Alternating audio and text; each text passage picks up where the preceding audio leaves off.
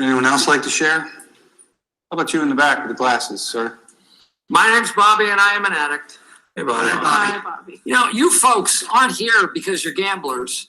You are here because you are terrible gamblers. Hey, Bobby. These folks don't need to stop doing what they're doing. They just need to get better at it. Who's dealing?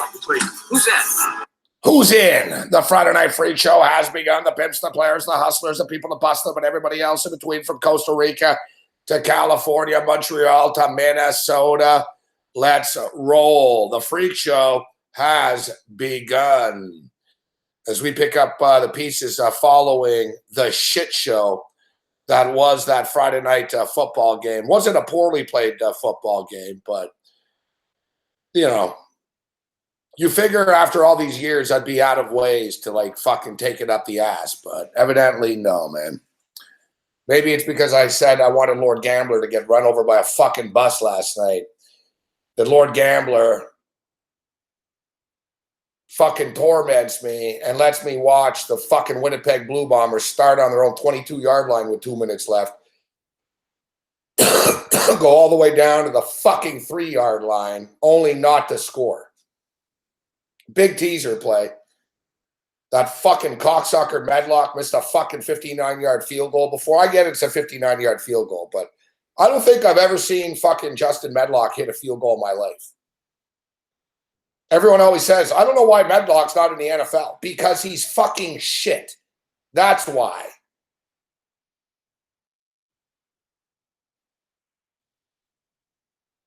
You know, last night we lose because those fucking son of a bitches couldn't fucking score from the fucking goal line.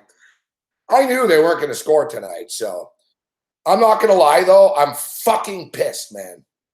I'm really starting to really, like, fucking be close to fucking really doing something extreme here.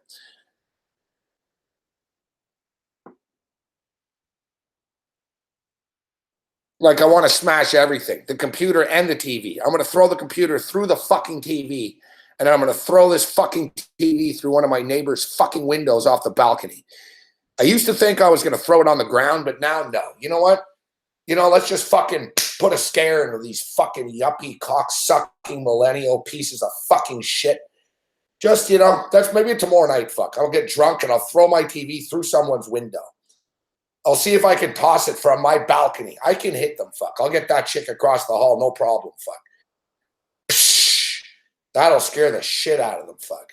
Psh, I'll probably get evicted, but I don't plan on staying here much longer anyways.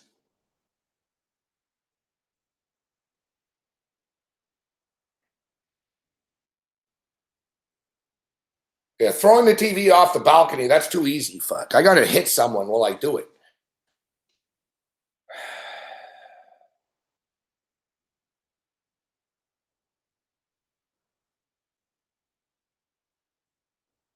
Like Adarius fucking Bowman, fuck. You're another one, fuck. You're another one, man. You know, Adarius Bowman, you're like 6'4". You're fucking built like Brock Lesnar, fuck. There's a reason why you're in the Canadian Football League, fuck, because you're an idiot. That's the thing. The CFL have really good players. Like, it's not like the CFL guys can't be in the NFL. The difference is they're fuck-ups in the CFL. That's the difference. They smoke too much weed. They do too much blow.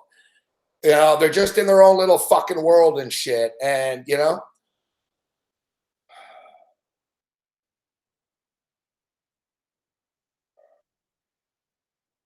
I don't want to hurt anybody, Ken. Just myself and fucking people, CFL players.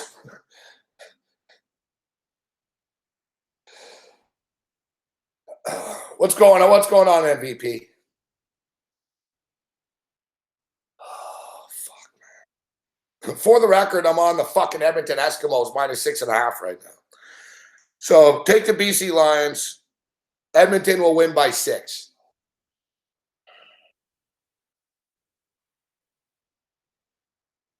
You know, maybe like if I got fucking blown out, it would be better, man. Maybe it would be better if I just got smoked. But no, I don't get smoked. Every goddamn fucking night, it's the same fucking thing. It's like an episode of the fucking Twilight Zone or something. I fucking wake up, I fucking place a bunch of bets, and at the last second, I lose in some weird fucking way. Do do do do do do do do do do do do. And I guess the moral of the story is I would learn. And then the next day it's the same fucking thing.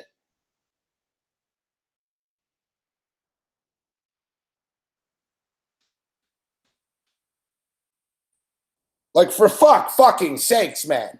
You know, I knew I was gonna get fucked. Like, there's, you know, I knew it. I knew it. Like, I wasn't surprised. I just figured, though, you know what? I got to figure you got to fucking fall half-ass backwards. Like, a fucking broken clock is right twice a fucking day.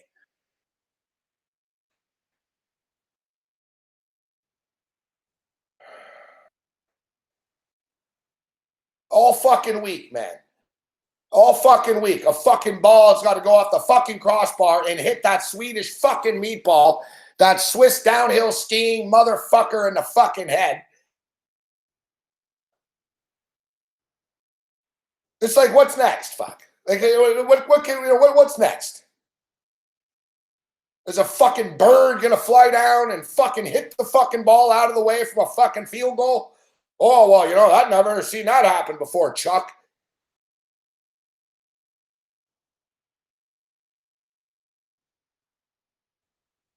It's every fucking night, fuck.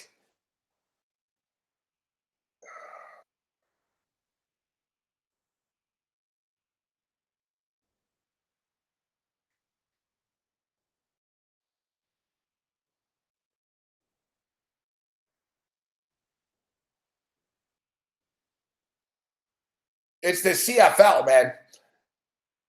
Like, last night, we get fucking screwed over in the second half. And now the first fucking game back tonight, I get fucking screwed over. They're on the 3 goddamn motherfucking yard line. Like, it's whatever, fuck, man.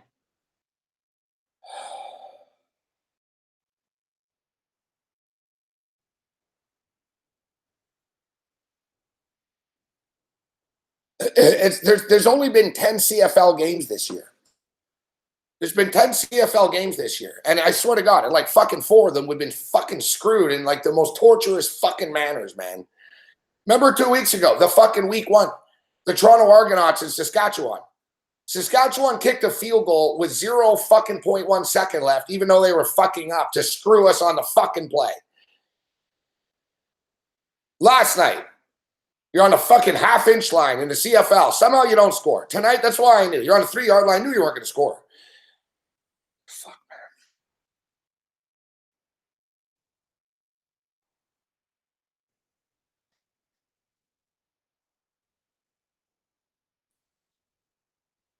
man. The level of rage is fucking high right now.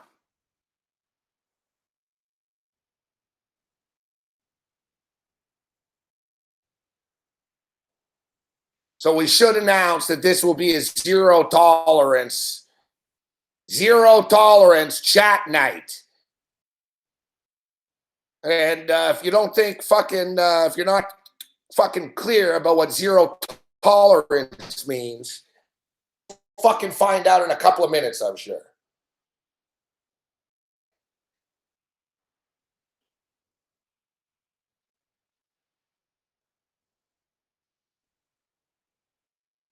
Like, I don't know. Like, really, is God? Are you trying to send me a message? Like, yeah, like at this point.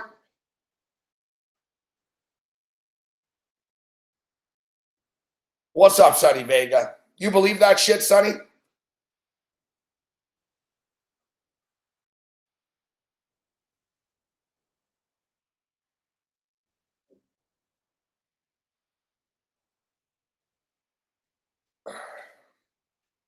Listen, I'm not going down the fucking Bobby Riggs woe is me road. We're not going down the, I'm listening to everyone talk here, woe is me.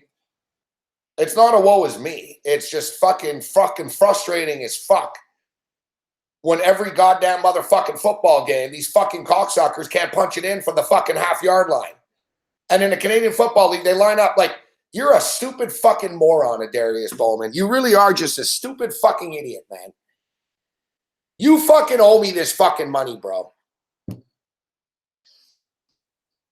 They would have walked it in the fucking end zone, fuck.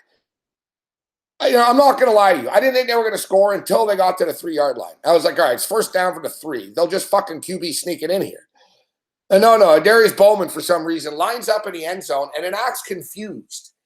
He looked like that fucking goofball, Eli Manning, after an interception. What happened?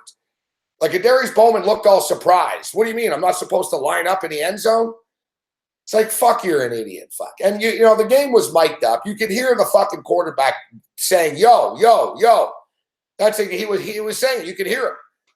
He was like, yo, yo, yo. He kept yelling at the fucking CFL fucking field. It's like fucking 18 miles wide, so fucking Bowman can't hear him, fuck.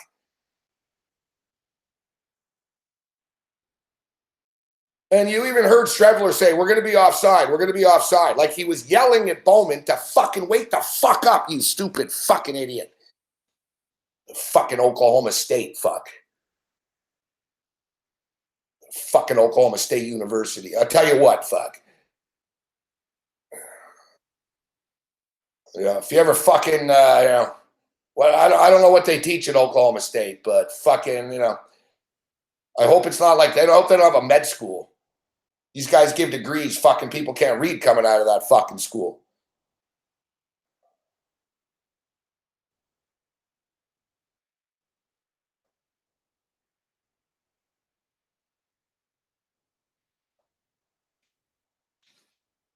I fucking hate that shit. I already did the walk of fucking shame, Sonny.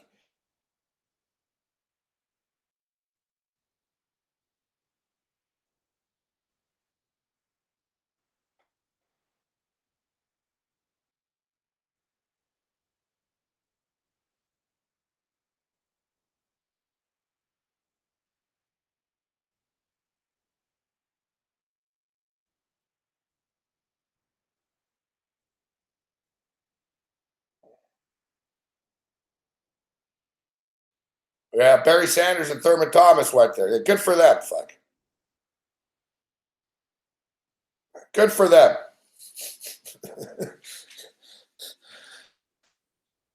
Rocky Biker. BC misses a 37-yard field goal attempt. Just fucking equality. Well, whatever. We're good. We're on Edmonton. All right, I haven't looked.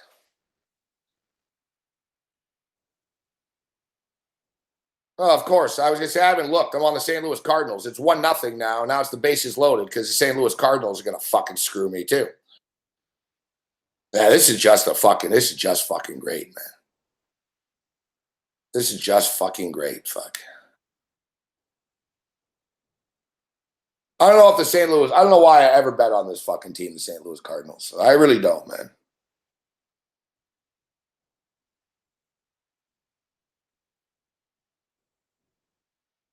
The fucking Cardinals haven't been good in fucking 7 years, fuck.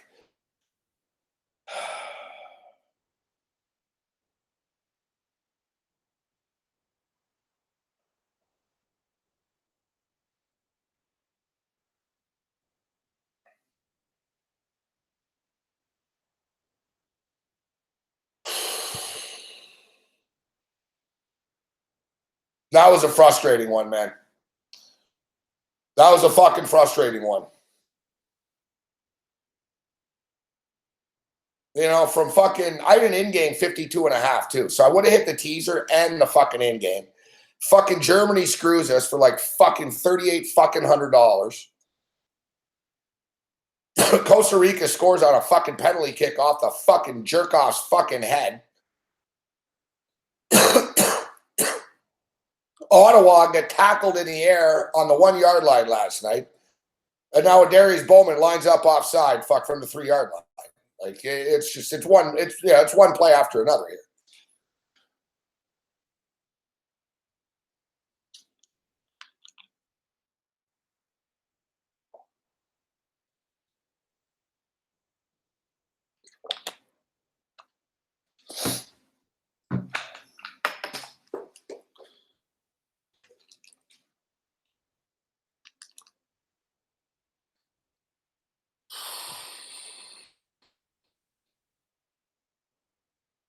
Even flow.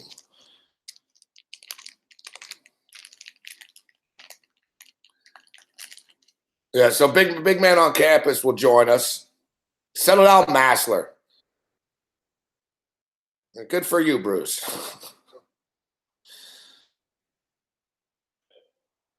Isn't that nice?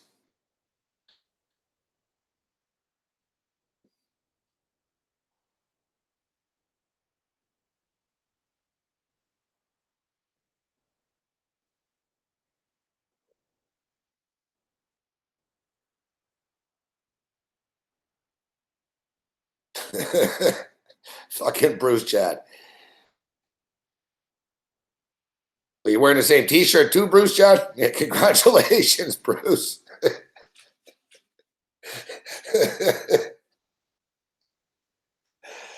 That's brisk. Thank you, April. That's all good, Bruce. Yeah.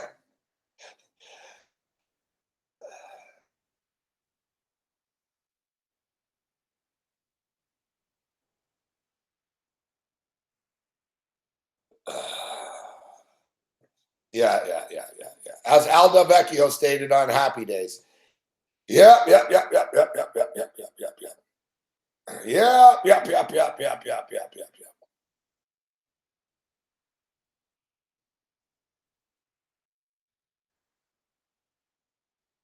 Listen, the fact of the matter is the CFL is a whacked out league, all right? It's a good league, it's a fun league, but it's a whacked out league. And when you bet on it, I've always said this, betting on the CFL is like betting on the MAC. You know what I mean? Like after a MAC game, you're like, I can't believe fucking Western Michigan did that. It's like, wow, you know, it's a fucking MAC game. You know, the CFL, weird shit happens. It seems like I usually get screwed over more by the weird shit happening.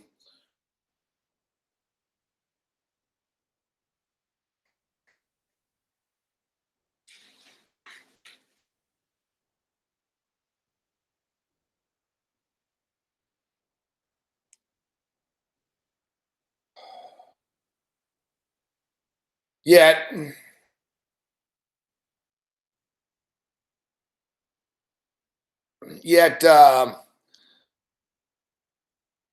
know, this year, there's been a lot of bad beats in the CFL, man. That Toronto Argonauts Saskatchewan game was on a Friday night, and I remember I was this fucking angry when it happened. I remember Big Man got fucked over when they fucking went for two for some reason last week. Or 2 weeks ago, they went for two on that Saturday Night Patreon show. Big Man got fucking royally reamed by half a point late. I got fucking screwed over last night. And now again tonight, same shit. 2 nights in a row, though, on the fucking goal line. It's just, looks like it's, I don't know. There's all kinds of penalties on this fucking play. Could be pass interference in the end zone, but there was a penalty before that, so.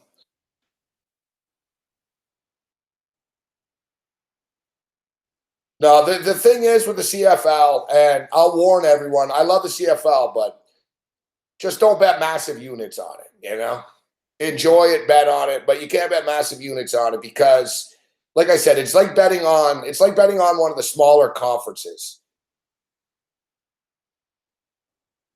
You know, if you bet big money on a Sun Belt game or something, you know, you can't be surprised if like Troy plays like Troy. Right? It's like, look at this formation. You can't be surprised, you know.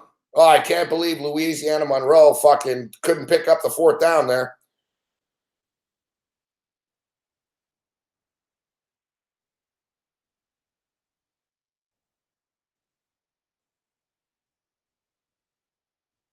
You know, the CFL, listen, like I said, I'm not shitting on the CFL by stating it's a whacked out league. It's like betting on Bellator. You know what I mean?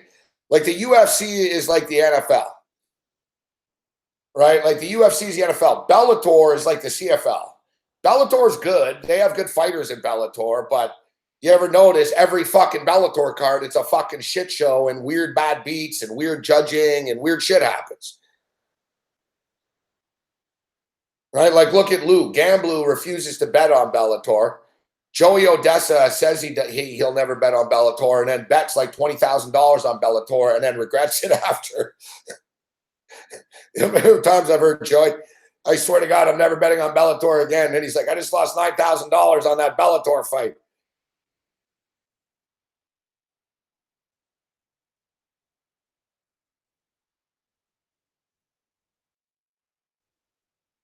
CFL playoffs and Grey Cup, I'm legendary for over the years. Last year, crushed the Grey Cup, had the Argos on the money line.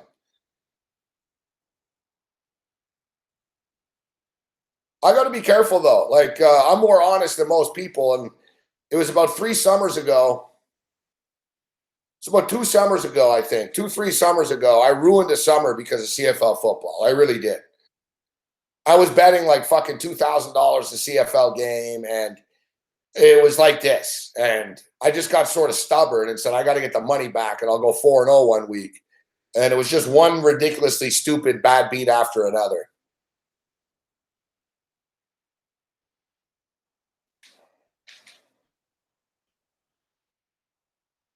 But hey, we'll talk some World Cup in a couple of minutes for Big Man on Campus.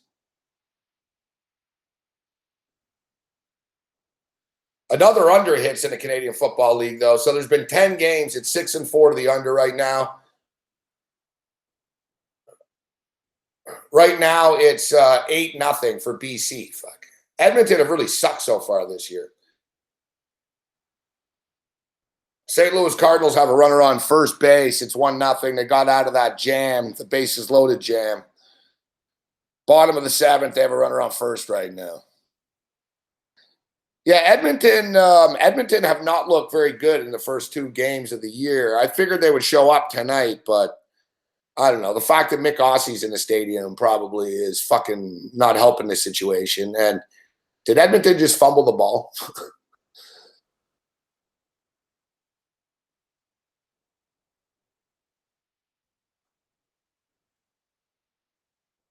Fuck. How can I bet on a fucking team that Mick is at the game and he's a fan of? Are you shitting me? Did they just fumble the kickoff?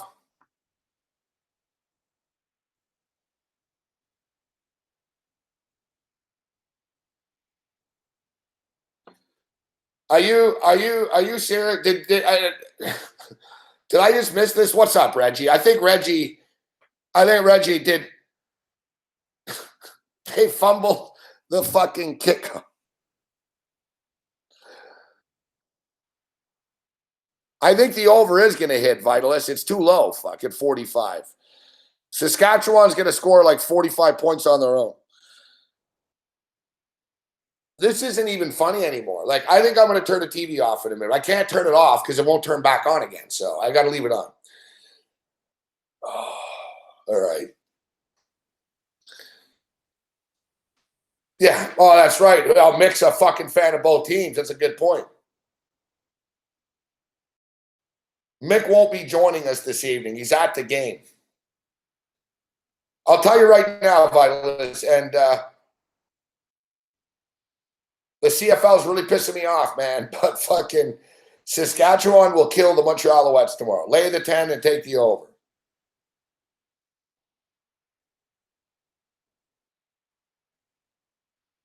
Mick is offended from last week still. Like all week. He really is still. He sent me like an angry text tonight still.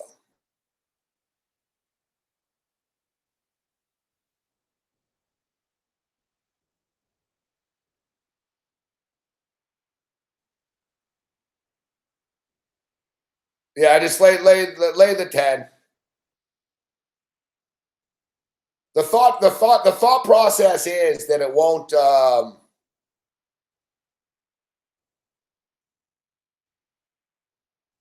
the thought process is that it's a low total because the Alouettes won't score, but you know, they gave up 56 points last week. Saskatchewan's going to be good at home. It's a tough place to play. They'll be all fired up, Canada Day, Eve night and shit.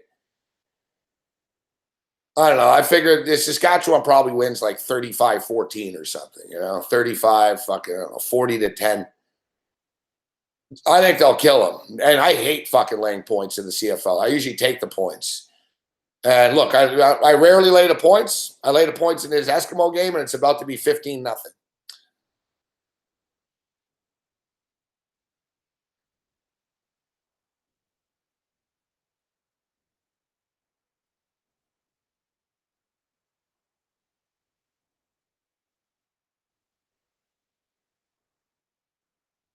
On Twitter, Mick's wearing a BC jersey. Well, at least he really is a BC fan. That is the one team. So,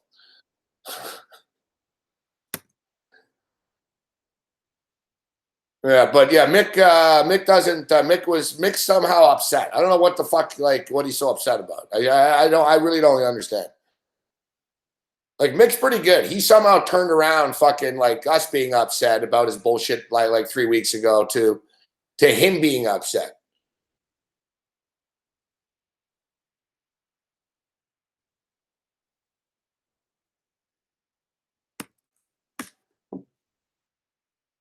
He pulled the old spinneroo. Pretty slick of him.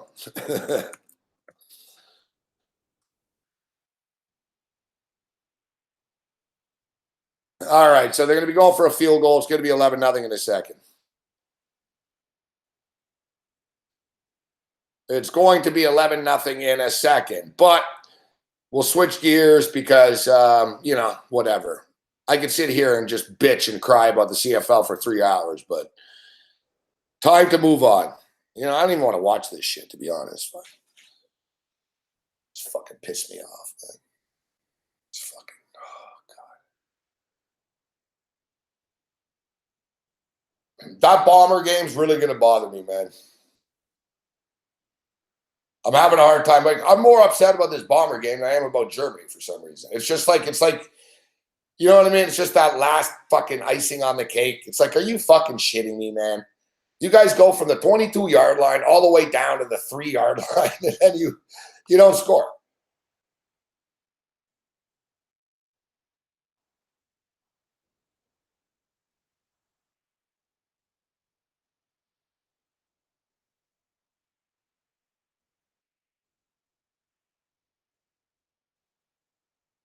Yeah, 11-0.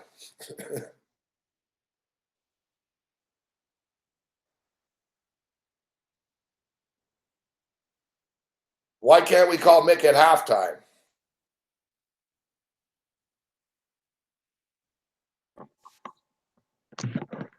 Because you can tell the mood I'm in right now. It's not a good idea to call Mick at halftime. It'll be all loud and shit. Anyways, like you said, Mick's probably in the parking lot right now, like fucking interviewing people. Like they're late trying to get into the game, and Mick's in their way with a camera in their face.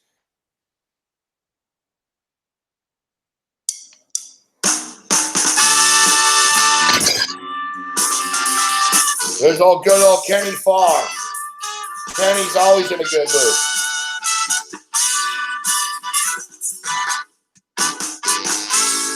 The Friday Night Free Show. Live from the pits of hell. Featuring Satan. Gabe Morency. The Sports Rage Band. Brought to you by KY Jelly. KY. Get lubed when you watch CFL football. KY Jelly, proud sponsor of the Friday Night Freak Show. Big Man on Campus joins us. What's up, Big Man? Gabe, how are you? I'm doing fucking great. Just great. Like, man, I just lost a fucking game, Big Man. I had a teaser. Plus 12 points. It's 31-17. There's about 2 minutes left in the game. I'm down 14 points. My team, the Bombers, fucking Winnipeg. Fucking that city. Fucking the Bombers get the ball back at the 22-yard line. 2 minutes left. They go all the way down to the Hamilton 3-yard line and then fucking don't score, bro. Another disease-ridden sport. We've been there, done that with that shit show sport. It's fucking unfucking believable. Remember the game I had last week or 2 weeks ago? Yeah. Let's go for 2 because we just want to do it. Yeah, let's go for 2 to make it 14, even though there's 3 seconds left. You know what I mean? It's like, what do you care if you're up by 13 to 14? Ruthless shit, man. It really is. Like, I don't know.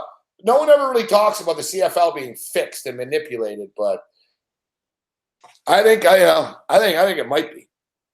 I think it. What's up, Eric Ledoux? Settle down, Eric Ledoux. When you get a haircut, big man, I didn't even notice. No, I don't have my hair up. It's good to. I wasn't going anywhere. I was on my jet ski earlier. I came home just chilling. I wasn't going anywhere. Good. We started drilling Babano about his hair today on the radio, and he was getting all defensive again. Tell you, that kid gets defensive about everything. It's like, yeah, he's starting to be a little bit more rough around the edges. I see Bruce Shad's all of a sudden a big sharp now. He's critiquing everybody on their plays. yeah, he's been doing that for a little while now. When did he become some, big time? I told him, I said, listen, Bruce been around a long time, and he's got some he's got a little rope to hang himself with, but I've told him a couple of times he's venturing close to trolldom at times. Yeah. Earlier he was talking about how sharp he was. He needles people pretty bad. It's like, dude, like we can lose. We don't need you in the commentary, It's the definition. Bruce is he's the definition of the peanut gallery.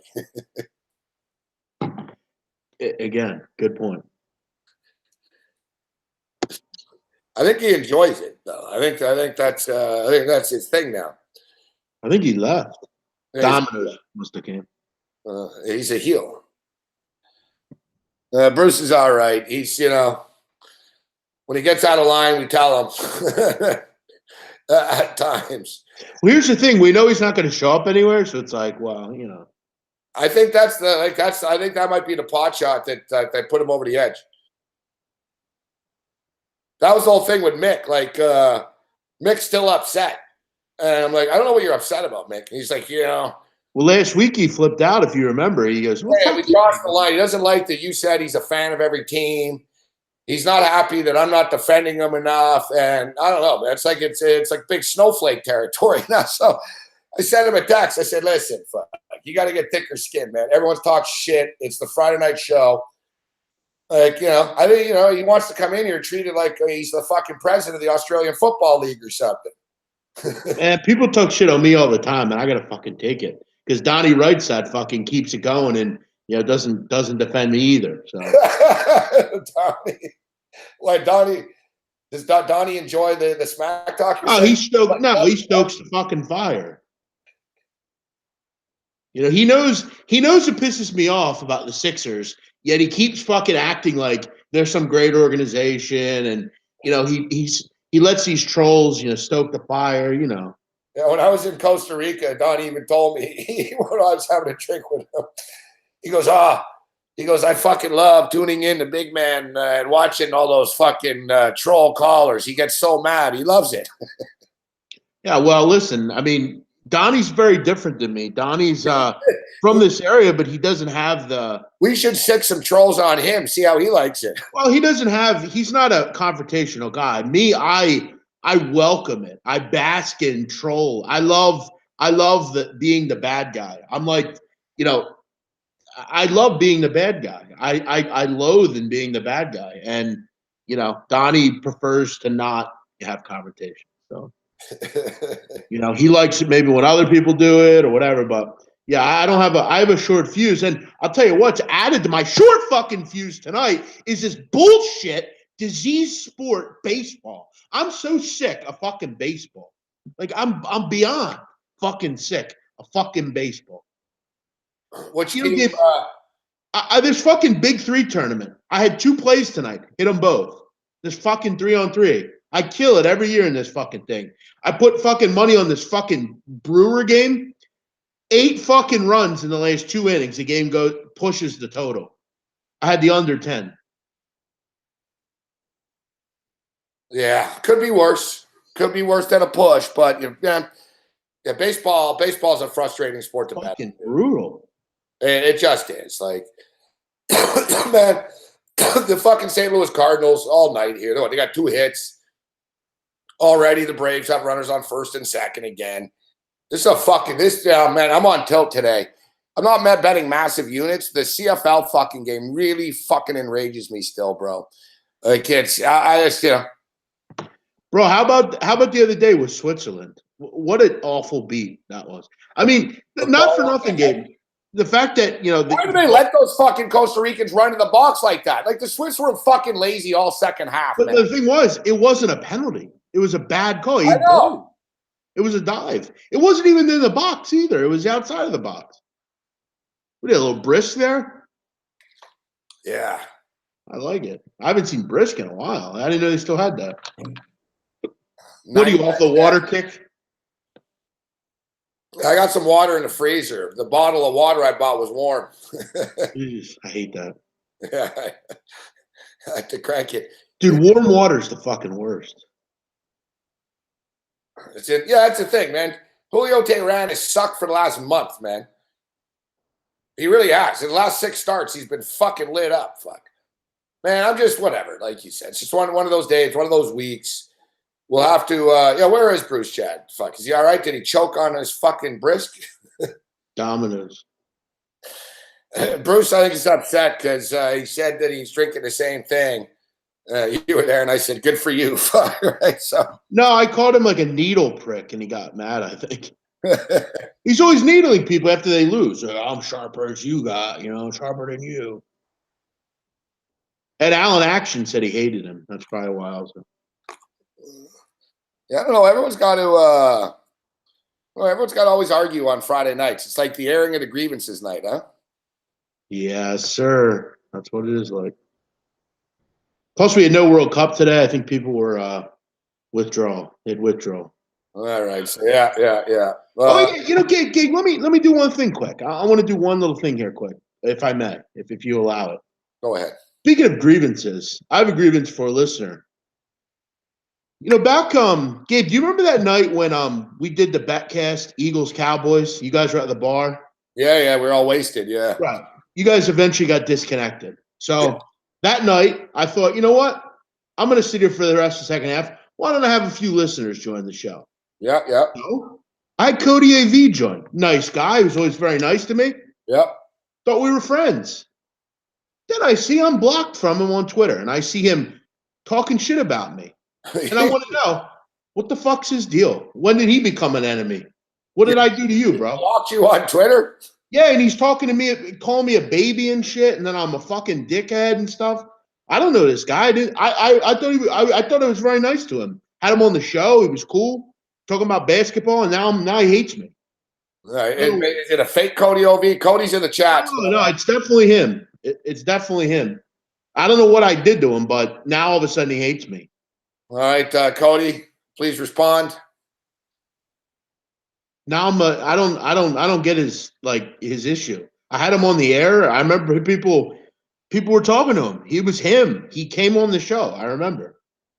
Yeah, no, I know. Yeah, I remember. I remember as well. I remember you told me after. Yeah, Cody. I met Cody in Vancouver. He was a nice guy. Yeah, exactly. Nate Brooks says, "How can anyone hate big man? Impossible." I just want to know the deal. I thought he was a friend, but all of a sudden I'm blocked, and now he hates me, and I'm a baby, and I'm a bitch, and all this kind of stuff. Look at Jazz. Jazz wants to put Bruce Chad on trial. I'll be a lawyer for him if he needs. All right, Cody. We're waiting for the response before we move on here. Exactly. It's the airing of the grievances here on Friday night. Well, I just want to know. I don't know what I did to this guy.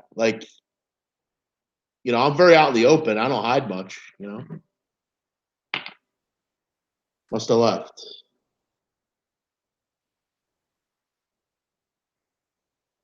Uh-oh, Jazz got new evidence. Big man on campus said he was nothing but gracious and kind to Cody AV in Vancouver. Cody AV blocked Big man on campus on Twitter. The People's Court demands to know why.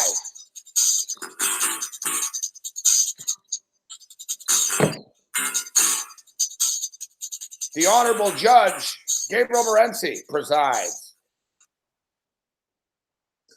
All right.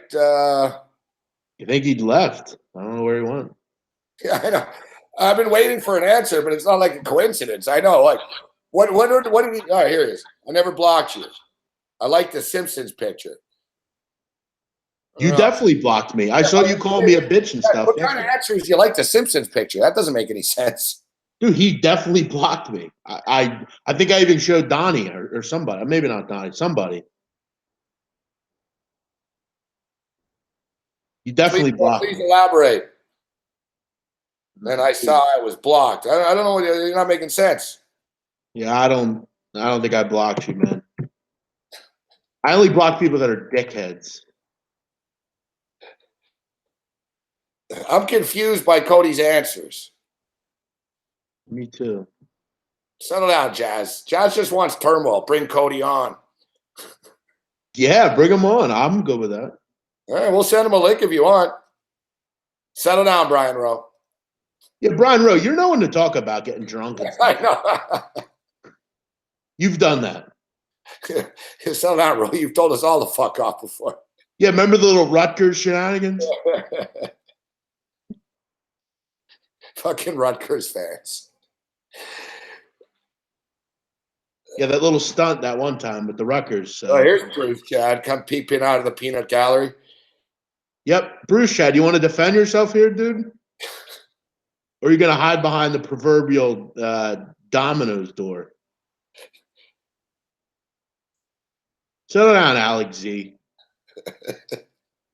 He's another one, Alex Z. He's another one. Oh, and by the way, somebody was talking about where Druzilla is. Druzilla's not on the show because I'm on the show. I've been on the show a lot this week. He didn't like me. He's been around. It's true. He's been on Twitter a bit. He tweeted me a couple of times. Why do you think he's not on tonight's show, Gabe? Nah, I don't. He wouldn't avoid. I doubt that. He'd just be in the chat bitching. He's another one. I don't know why he hates me either, but I can't make people like me. It is what it is. Chaz says he's a good point, big man. Proud Rutgers alum.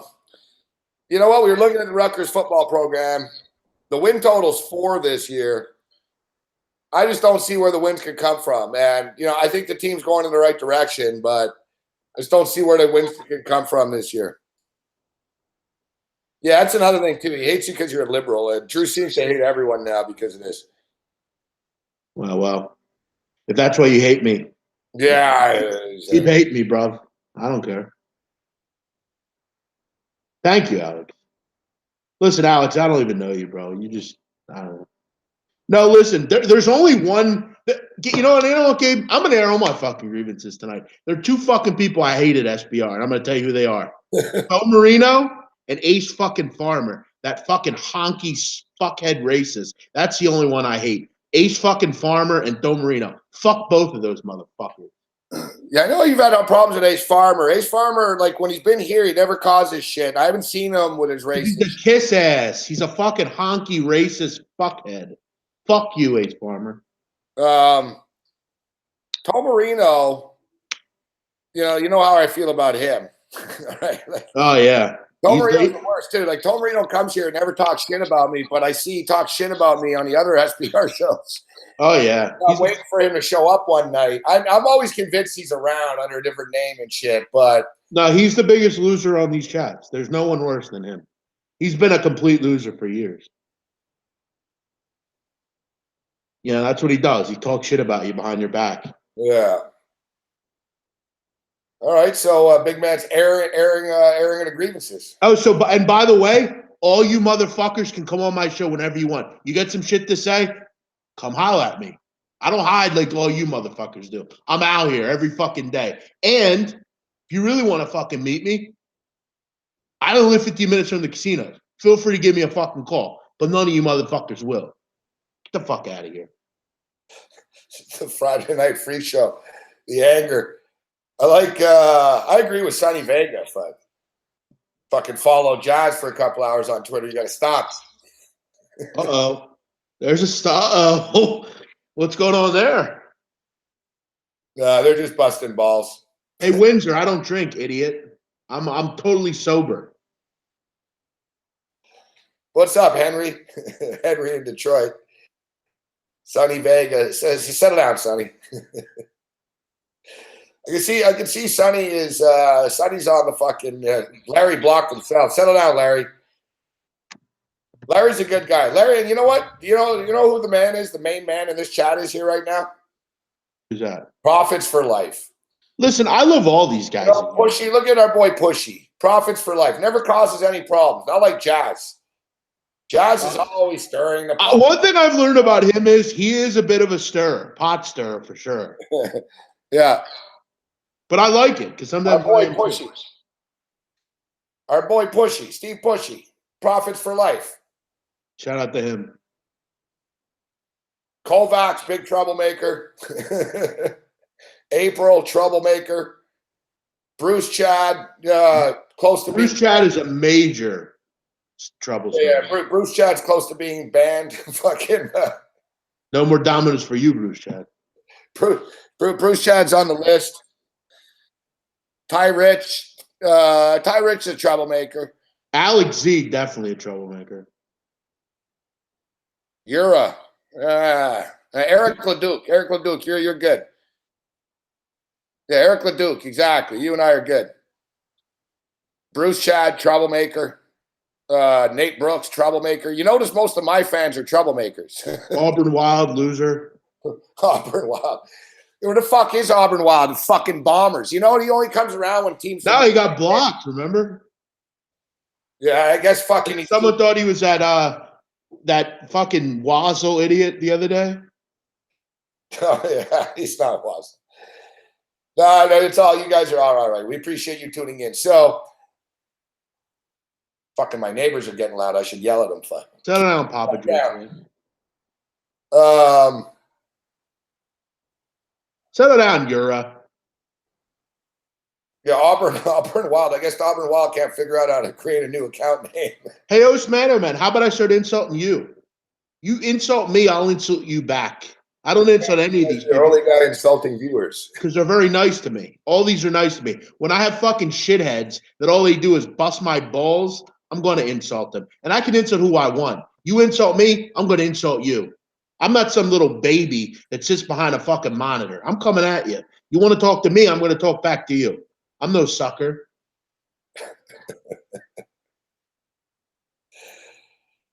All right, Kenny Fong. I think we need Kenny Fong to step up here. All right. Hey, Kenny, things are getting pretty heated over here, Kenny.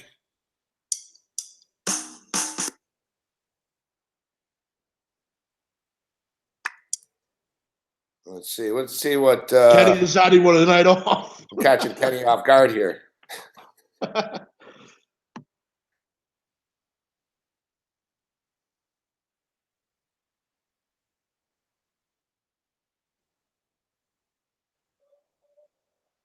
Fong's guitar is broken.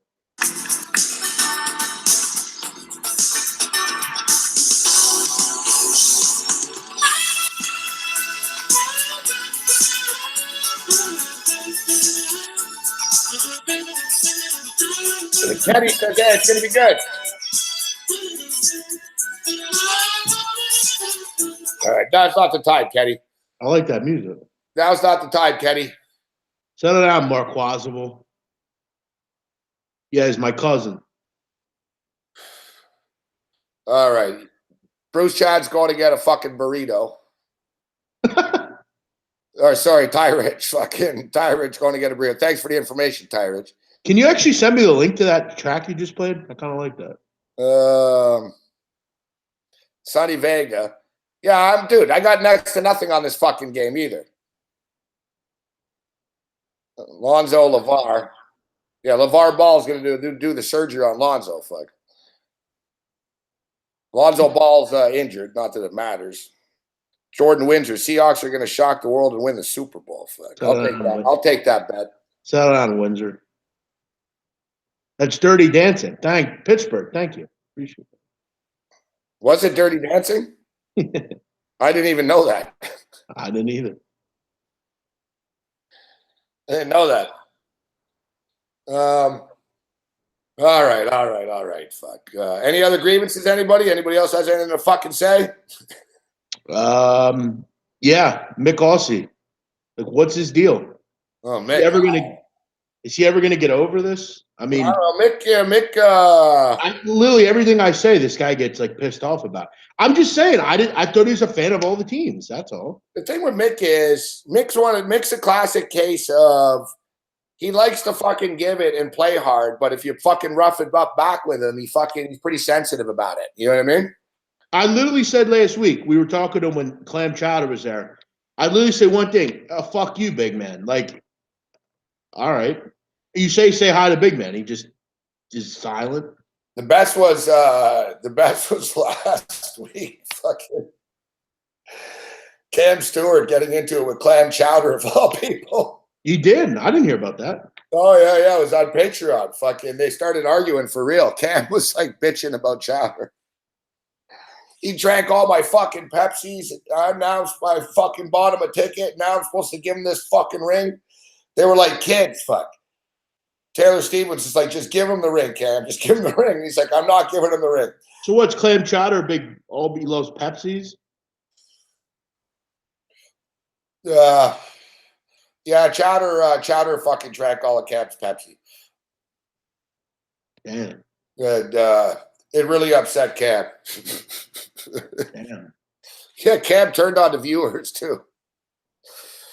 Cam called all the viewers on Patreon a bunch of bitches. Maybe I have to send you a 24-pack of Pepsi to give to him.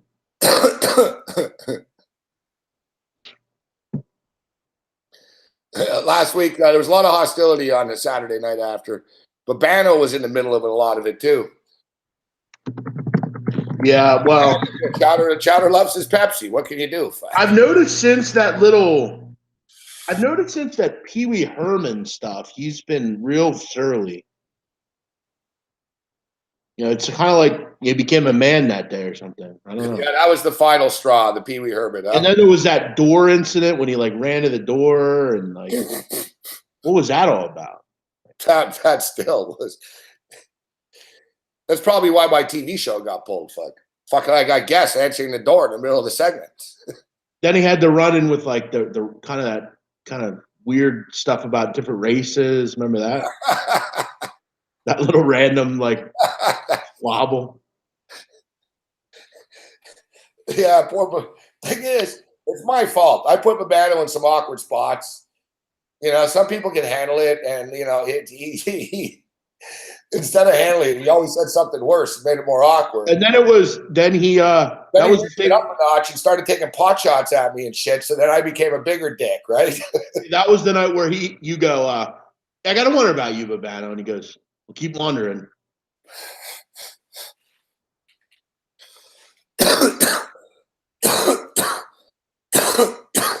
Meanwhile, Big Will. Pee Wee Pickhouse. That's right. Big Will. Big Will's just like, flies under the radar. Big Will doesn't cause problems either. See, Big Will and Pushy.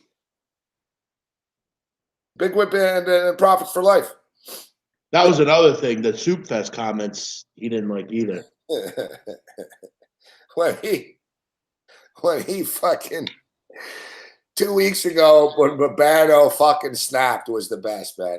About the soup. I brought up the soup and everyone brought up the soup and he's like, are you guys gonna fucking bring this up every fucking time I come on? Fucking he made that comment, Gabe, about Soup Fest when you were in New York, I believe. Him and I did your show for you. Oh yeah, what I said. And I remember we went on like a little tangent. He was telling me about it. He was all excited telling me about it. He thought it'd be, just a thing that no one would remember, and that would be it. And it turned into, World War III. He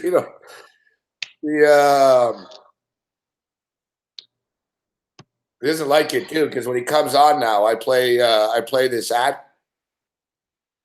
A dinner bell for Timmy. His appetite is fantastic. I'll be washed up in a jiffy, Mom. He does have one eating problem, though. He isn't too fond of vegetables. But I found out that when the vegetables are in soup, he eats every last one. So I serve Campbell's vegetable soup often. This good soup has 15 good garden vegetables in a delicious broth. Yeah, right from the garden, Grandma. Now, today, he's having a sandwich, fruit, and milk with his soup for a good, well-balanced lunch. And here's another problem that Campbell's can help you solve. How to get more milk into your family. Every Campbell soup can be made with milk instead of water. It's the delicious way to get more milk into the family diet. Soup tastes so good, and it's good for you. Have you had your soup today? Yeah, he's not a fan. He's not a fan of the new intro that I have for him. I wouldn't be either. That's kind of embarrassing. Soup. Oh, there's Cody AV. He's back. Cody AV, to try to impress you, poor guy. Yura, can I check it? Settle down, Yura. Sure, it's April. No dick pics. Jesus. No dick pics. You'd be surprised, big man. Fuck. Every female fan we have has received dick pic shots. Really? Yeah. The Rageaholics feel as though like Right. the dick pic You shot. fucking people are that fucking are you kidding me? No, I'm not. April, you've received a dick pic shot. From who? Lisa. I don't know if April, Lisa has. April's like, you'll be blocked. What about Taylor? Oh yeah, Taylor. Taylor's the one that told me never to send a dick shot picture to anybody. Jesus Christ, man, that's brutal. That's so fucked up. Who would do shit like that? You got to be a real fucking loser to do that. Like, oh, I'm gonna take a picture of my dick and send it to this chick. She didn't know how I'm doing it. What a fucking loser. Go fucking jump off a cliff, asshole. Yeah, you know, Sonny. That really fucking pisses me off, really. Honestly, it really pisses me off because you got chicks that are just trying to watch the show. Exactly. They're just sports fans, right? You got these fucking Nimrod, fucking weirdo perverts. What a fucking bunch of losers. Yo, if I ever call you motherfuckers, I jab this fucking pen in your fucking neck. I hate that shit. Don't do that shit. They're fucking sports fans just like you guys are. They're someone's daughter. That's somebody's daughter. That's somebody's fucking, sister. What if you do? What if someone did it to your sister? You think she fucking like it? The fuck? I hate that shit. It pisses me off. So, in other words, keep it in your pants, Drew Martin. keep it in the pants there, Drew. What's the deal with Ashley Dawkins? What do you mean, what's the deal with her? What, did she block you on Twitter? There's Lisa. Settle down, also, man. Settle down, Meg. Everyone needs to settle down tonight. All right. I'd like to stab a pen in someone's fucking eyeball, too, to be honest. Feels good. What's up, Pittsburgh Brew? Settle down, bro.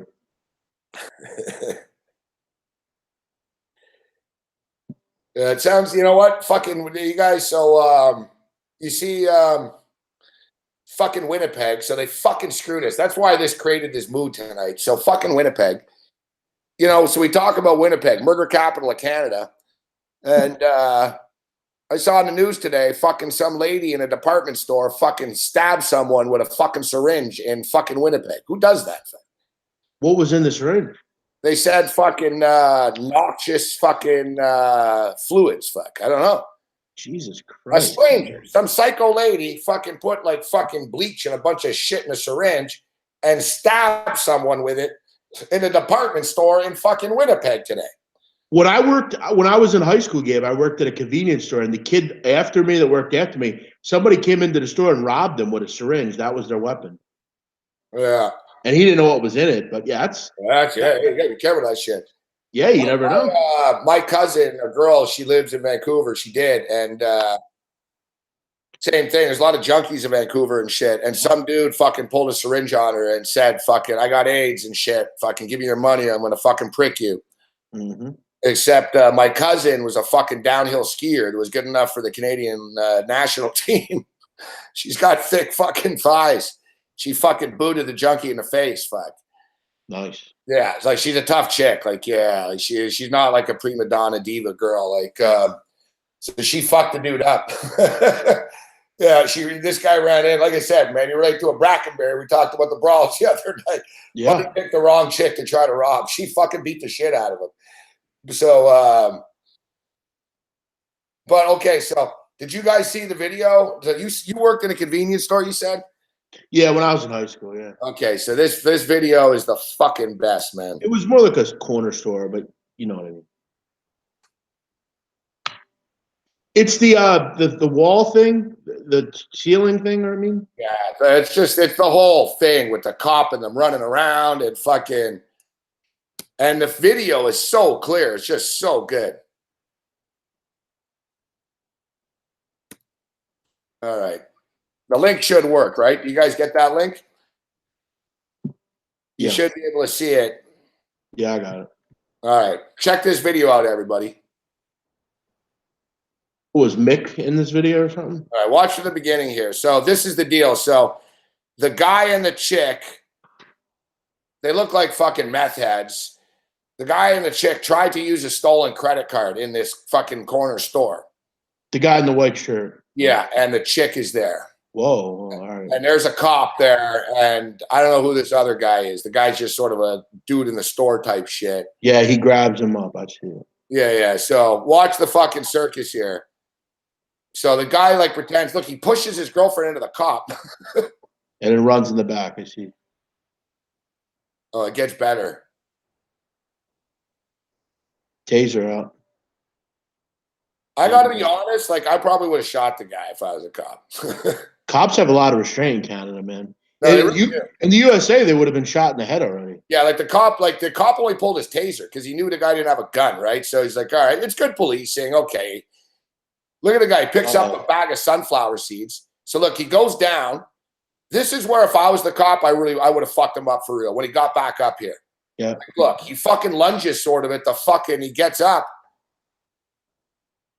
That's what I would have fucked him up. Now here comes the fucking crackhead bitch coming over. Now shit's getting out of hand. All right, boom. He tases the guy finally. And then she's rocking around. All right, so yeah, the best. So she fucking thinks she's just going to casually walk out. I don't know why the big guy at the fucking door just didn't fucking punch the chick in the face. Do these cops like have handcuffs? Like handcuff these idiots. Yeah, no, I don't understand either. And look at the cop too. He's big. He's like, he's a big guy, the cop. Like he could fucking fuck this guy up if he wants. I don't know why he doesn't. Like I got to tell you, my hometown of Montreal, this guy would have been shot and killed by now. Oh my God, this girl's gonna. Oh my God. You got to be kidding me. What a fucking idiot. All right, so the girl tries to hide in the ceiling now. Big ass shot there. All right, so she falls through. She gets up and still hides. Get on the ground. Wow. Yeah, now finally you see the new cops that come in. They're a little meaner than the cop that was in the store. You see the cop come in with his gun. He was like, "Get the fuck down." He had his gun pointed at the chick. I mean, you ever think about how stupid some of these people are? Like, I mean, you get jammed up for using a credit card. You probably get, No shit. You just fucking put your hands out. You go. You're gonna get out by fucking midnight. You know what I mean? Like some of these people you watch on like Cops or something. Like they have like they're driving without a license. They go on some fucking high speed chase. It's like, okay, good for you. Now you're gonna get fucking attempted murder and all sorts of shit. Running from a cop for what? For a fucking license? All this over a fucking all this over a stolen credit card in a corner store. Now they're charged with all kinds of shit. Assaulting a police officer, resisting arrest, fucking property damage. You go down the list. Yeah, they're all wigged out. Fuck. That was Monday afternoon they did that. Theft, fraud, all sorts of stuff. The video is great, the chick. Imagine like being the parents, right? Like you're real proud of your daughter on the news. But you also look at it and you say to yourself, that's fucking sad too. Because that girl is probably just a regular chick, it's like everybody else. Yeah, she fucking. Gabe, last night, if you ever come to Atlantic City, I'll have to show you sometime. I was driving down Pacific Avenue last night to the Hard Rock, and I was sitting there at a light, Bro, it's literally in Atlantic City. It's as bad now where you literally see, like, I caught last night, Gabe, do you know what a tester line is? A what? A tester line? Yeah. No. It's where all the junkies line up basically and wait for the tested drugs to come out. Okay. I caught the tester line last night, and it was really fucking sad, man, to see that shit. You know, because you see like older guys, it's like whatever, but then you see like these young chicks that are like hookers, you know, that are just drug addict hooker. It's fucked up, man. Yeah, no, there's a lot of them. There's a neighborhood in downtown Toronto where it's because I think of my own sister, you know. I could yeah, you know, there's the real, like you said, the crackhead chicks, man. They got scabs all over their bodies and black eyes and being like, I don't know the men that want to sleep with these women. It's disgusting. Nah, but AC's bad because like what they have is there's like a strip in Atlantic City where all the hookers just walk up and down, and like they're just you got to see some of the guys that try to pick them up. Like, I don't know what the fuck's going on here. what a life. Yeah. Atlantic City's gotten pretty bad, huh? Yeah, there's a couple bad spots. Man. I was at Newark. I used to think Newark was pretty bad, but Newark's actually not that bad, to be honest. There's a couple spots like between the casinos where there's just like run down like buildings, vacant and stuff where they don't really patrol it or anything. All right, 14-2 in this football game still. Okay, so let's jump in and talk some soccer. Sounds good. Hey, Kyle Hamburg, you're coming to AC. Good shit. I'll be here. You going to Atlantic City, Kyle? I didn't In a even week know and a that. half, huh? Nice. My birthday's in a week and a half. Is it? Good stuff. Kyle, hit me up, man. Me and Kyle definitely chill for sure. I'll take him to the strip club, Delilah's Den. I'll take you to one finally. Kyle's a good guy. Yeah. We'll see Kyle at the IFBC. I'll tell you what, I could have used Kyle last night. I got into a fight at the poker room last night. I could have used Kyle, Gabe. What happened at the poker room?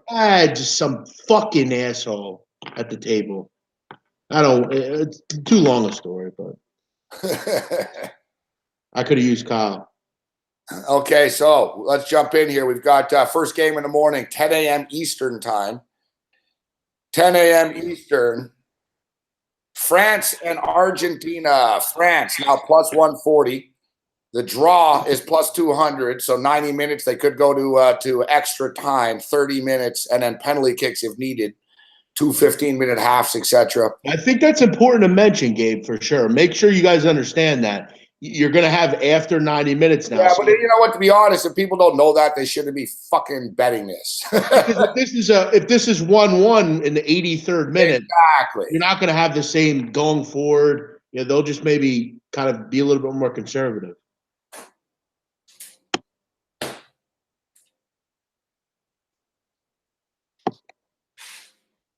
So France plus 140, draw plus 200. Argentina to win in 90 minutes in regulation is plus 260. Let's look at the to advance, to qualify, as it's technically called, to qualify, which means they just win the game. No matter what format, they win in penalty kicks. France is minus 150 to advance. I'm seeing minus 163 right now. And listen, plus 140 sounds nice, and I'll get a little piece of the plus 140, but I would rather just get the minus 163 and not fuck around. I think France is going to win in 90 minutes, guys. I do. France haven't shown their best yet. I think they will tomorrow. But, you know, Argentina is going to play pretty defensively against these guys. Argentina is just not that good. Let's just call it out for what it is. They got saved. They got through. It is what it is. But everything goes through Messi. Their offense is predictable as fuck. If you notice, a lot of their passes are errant. They have a lot of fucking mental breakdowns and sort of sloppy giveaways. Their set pieces aren't very good. Their corner kicks aren't very good.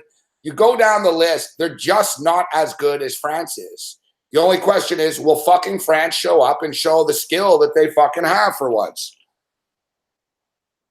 Yeah, I mean, you would think they would start to turn it up at this point, but I think this is a draw. I think this will go to extra time. Wouldn't be surprised if it's 0-0, frankly.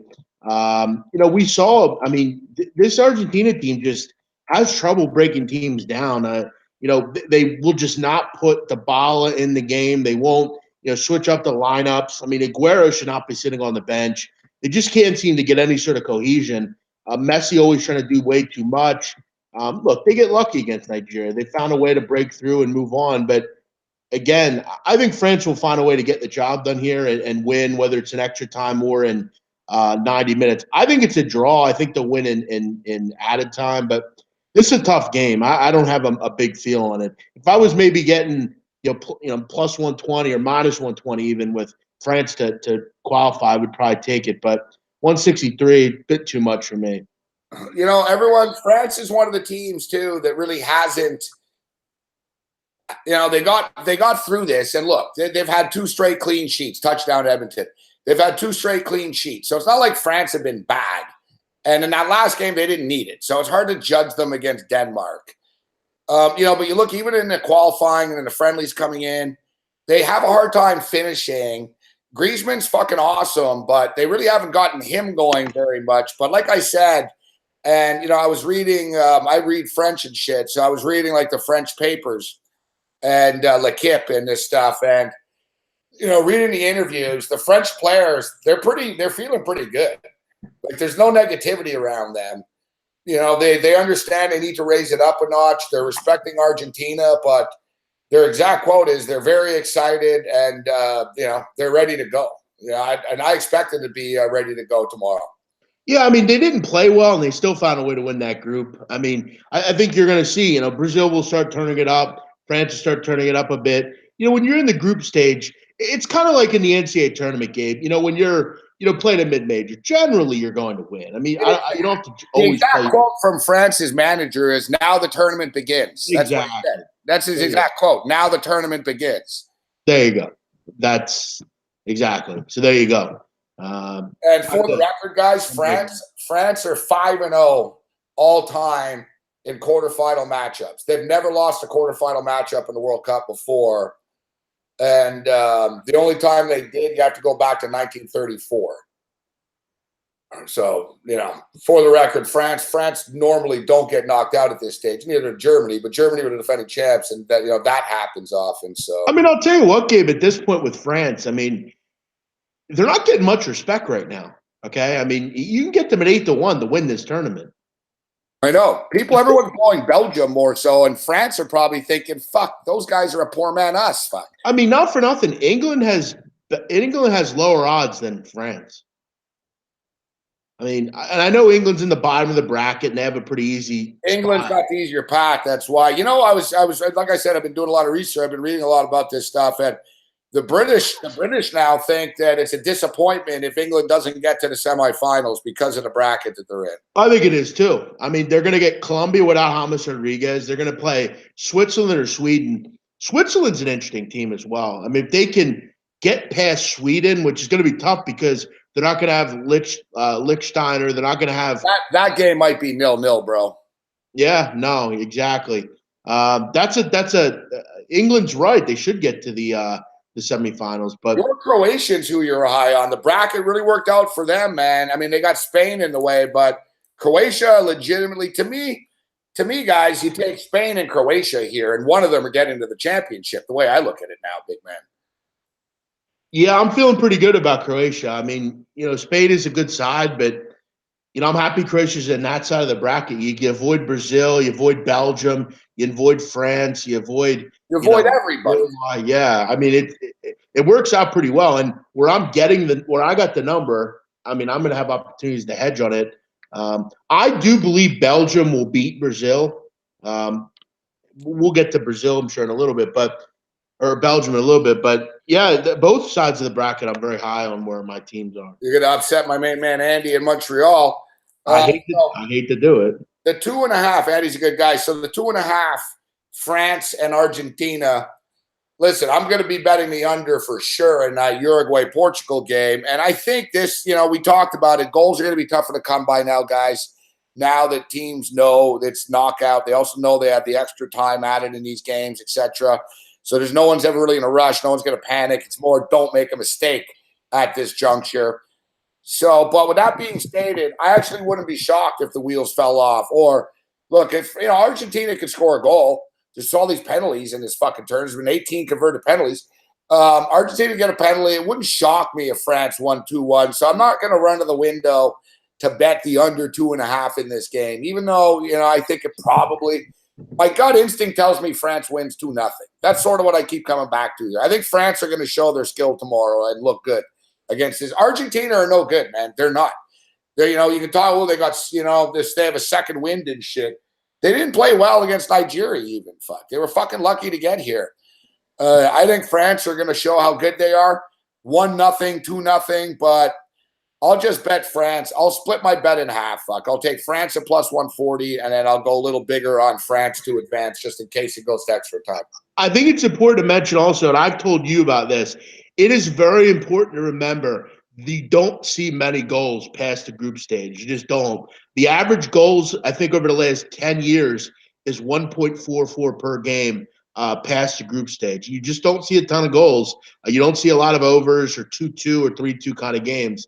I won't be surprised if Argentina score. I mean, they do have a lot going forward, and I'm not in love with France's defense. I mean, Varane, Mtiti, Mendy, they're you could score on them. They're not impossible. I would say this is 2-1. I have a feeling, but wouldn't be surprised if it's 1-1 either, and we go to some extra time. All right, Uruguay and Portugal. I'm looking forward to this, and it's too bad for Uruguay that they're in the bracket that they're in right now, because they'll get the winner of France and Argentina if they get past Portugal. Yeah, we look at Portugal. Portugal really never looked very good in this tournament. Their best, the best game that they had was the 3-3 tie against Spain. And Ronaldo had the hat trick. They were good. They weren't great in that game. It was an exciting game. Other than that, man, they were lucky. Look, Iran gave them all they could motherfucking handle. They nearly got knocked out there. Same with Morocco. They didn't. Portugal really haven't looked all that good. And to me, Uruguay, I don't know, man. I don't think there'll be a goal. Like, it wouldn't shock me if this one was 0-0 and it went to penalty kicks, to be honest. But I think that Uruguay will find a way to penetrate and bury one, and that's all they fucking need, Uruguay. They score one, and they feel they can win the game. And I know you're a big club soccer guy, and I don't know, you look at, I called Uruguay like the Baltimore Ravens almost, like, these smash mouth teams. But to put in soccer terms, they really are fucking Atletico Madrid, this team. Yeah, they are. I mean, I think they're the best defense in the world. Godin and Jimenez are. I mean, they got that partnership, and that's important when you play together. You know each other's tendencies. That's why Italy, for so many years, even with Juventus, they've in the national team, they've all played together for so many years. They have the camaraderie, they have the connection, they know how they all play. Somebody who I respect, it was an Italian guy too on Twitter. I forget who it was. I was talking about Uruguay. I said, they're tough to play against. They're defensively solid. They've got, Cavani and Suarez up front. They can bury an opportunity when they have to. And they're not like a pussy team. They're fucking dirty. Look, Suarez has bitten people before, right? So, like, they'll their physical side for a South American team, there's a lot to like about them. And somebody touched on Edmonton again. Somebody compared them, and I thought it was a good comparison, to the old Italy sides too. Like when Italy was good, you know what I mean? They're sort of like Uruguay now. Yeah, I will say this. As far as in this game, Uruguay will win this game, but there's no way I'm looking at betting this game other than Uruguay to qualify. I'm not looking to take them in 90 minutes. This, I think, will be a 0-0 draw. I think the under 1.5 has some value here. I think a goal could win it for Uruguay. I could see a 0-0. I could see them winning in penalties. I think they'll find a way to move on. But I think, one of the better bets other than Uruguay to qualify is under 1.5 at plus 120. These are two really clinical defensive sides. I think they'll key in on Ronaldo. Keep in mind, Gabe, Ronaldo sees Godin and Jimenez a few times a year at Atletico Madrid when they play Real Madrid. Yeah. He's no stranger to these two, but they're also no stranger to him. Uruguay is so tactical defensively; it's going to be difficult. And By the way, Pepe and these guys, they're going to have their fucking hands full dealing with fucking Cavani and Suarez on the other end. I just think Uruguay are so good defensively, they'll be able to deal with Ronaldo, and then Portugal will have their hands full on the other side.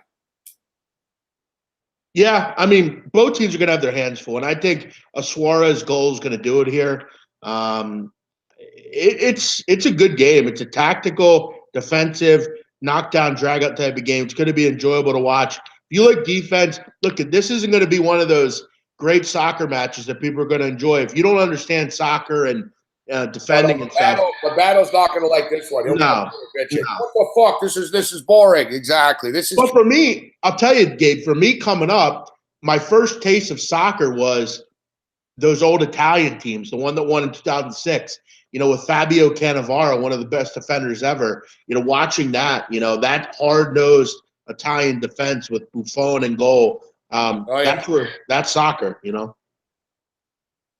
Baggio, no. The famous call. The famous call. Big man, I saw you talking about it. I've only watched one game on Fox.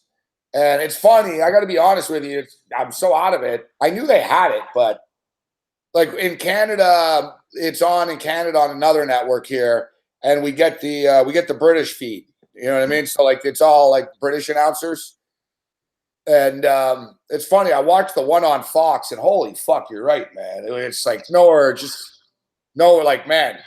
Like what are you watching it on? Like, are you watching online instead of on Fox, or like? I prefer, like, to be honest, I like Telemundo and shit like this at the World Cup. Yeah, they used to have that here in Canada. Remember, we get like the Italian network would have it, Telemundo, or the Spanish would have it, and I would prefer it actually in different languages.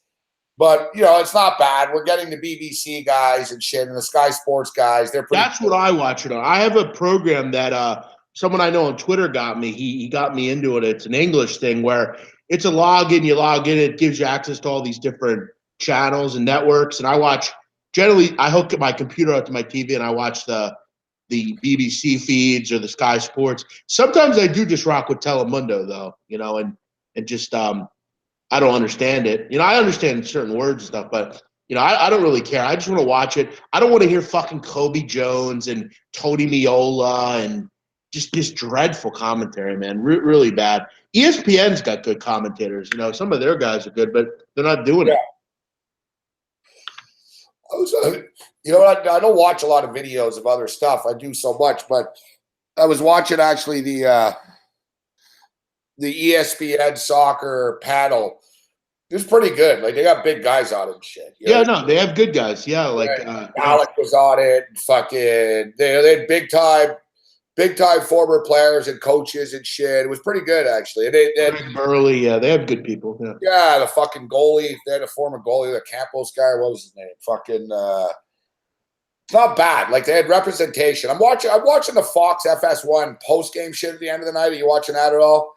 Sure. With Grant Wall's there and the fucking guy from Argentina and a guy from Mexico. Yeah, they have. I mean, I'll tell you what. Like, their pregame people, like they have Ian Wright on and like Alexi Law. Like, they're okay, but like the match guys, like the game by game commentators are bad, really bad. Tony Meola, former New York Jet field goal kicker. Yeah, those guys are bad, man. Really bad. All right, so Uruguay and Portugal. Me and Big Man are going. Give me a second if you can, Big Man. Just got to go to the bathroom. But sure.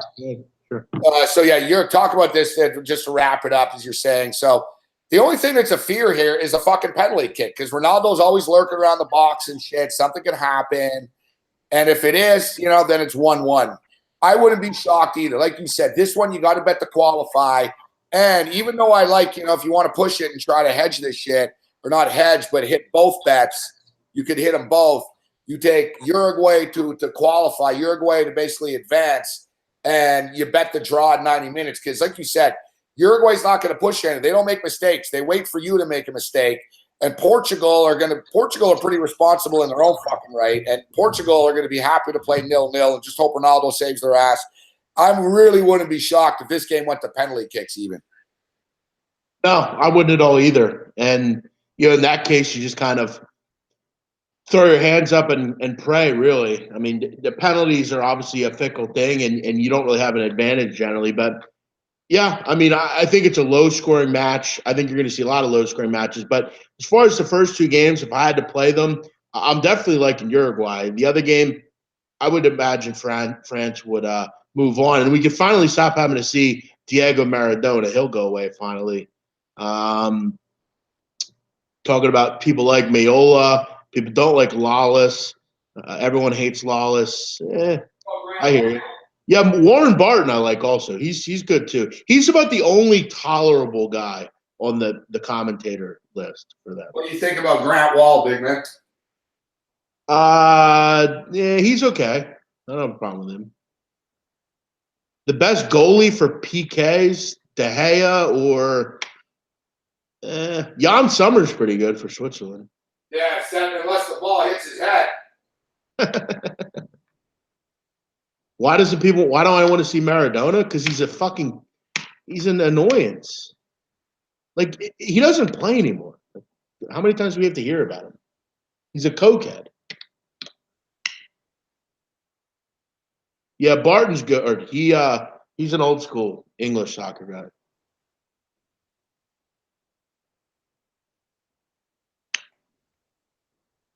The Mexico goal is good.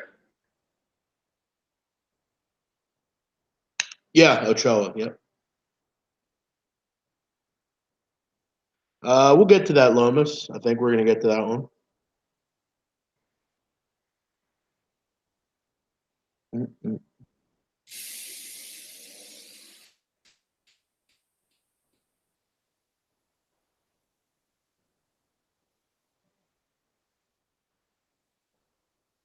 I think Belgium's gonna win the World Cup, Corey.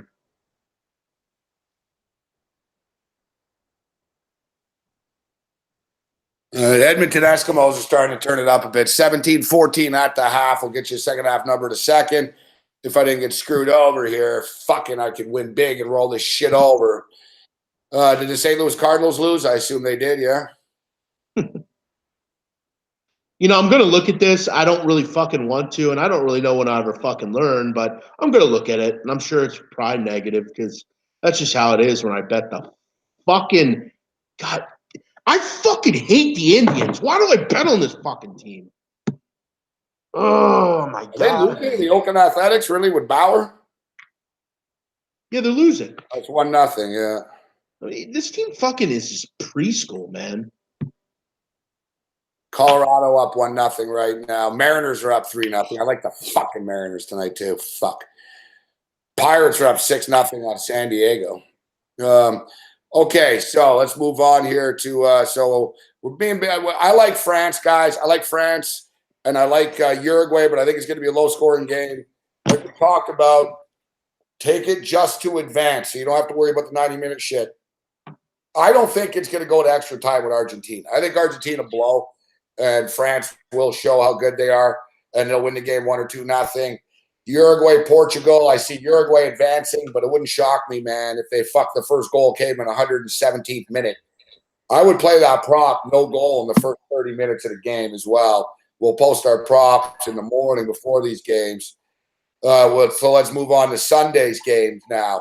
We have Spain and Russia. I don't know, man. It almost seems too good to be true to me. I'm not going to buy into this conspiracy shit.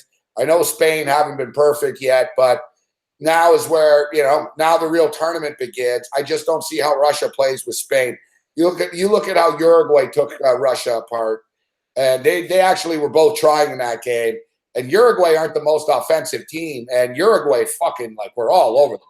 I think you talked about it, big man, before the tournament. Russia are shit, all right? So they fucking won a game 5-0 against fucking Saudi Arabia, who I fucking guarantee you rolled over and fucking let them score all those fucking goals.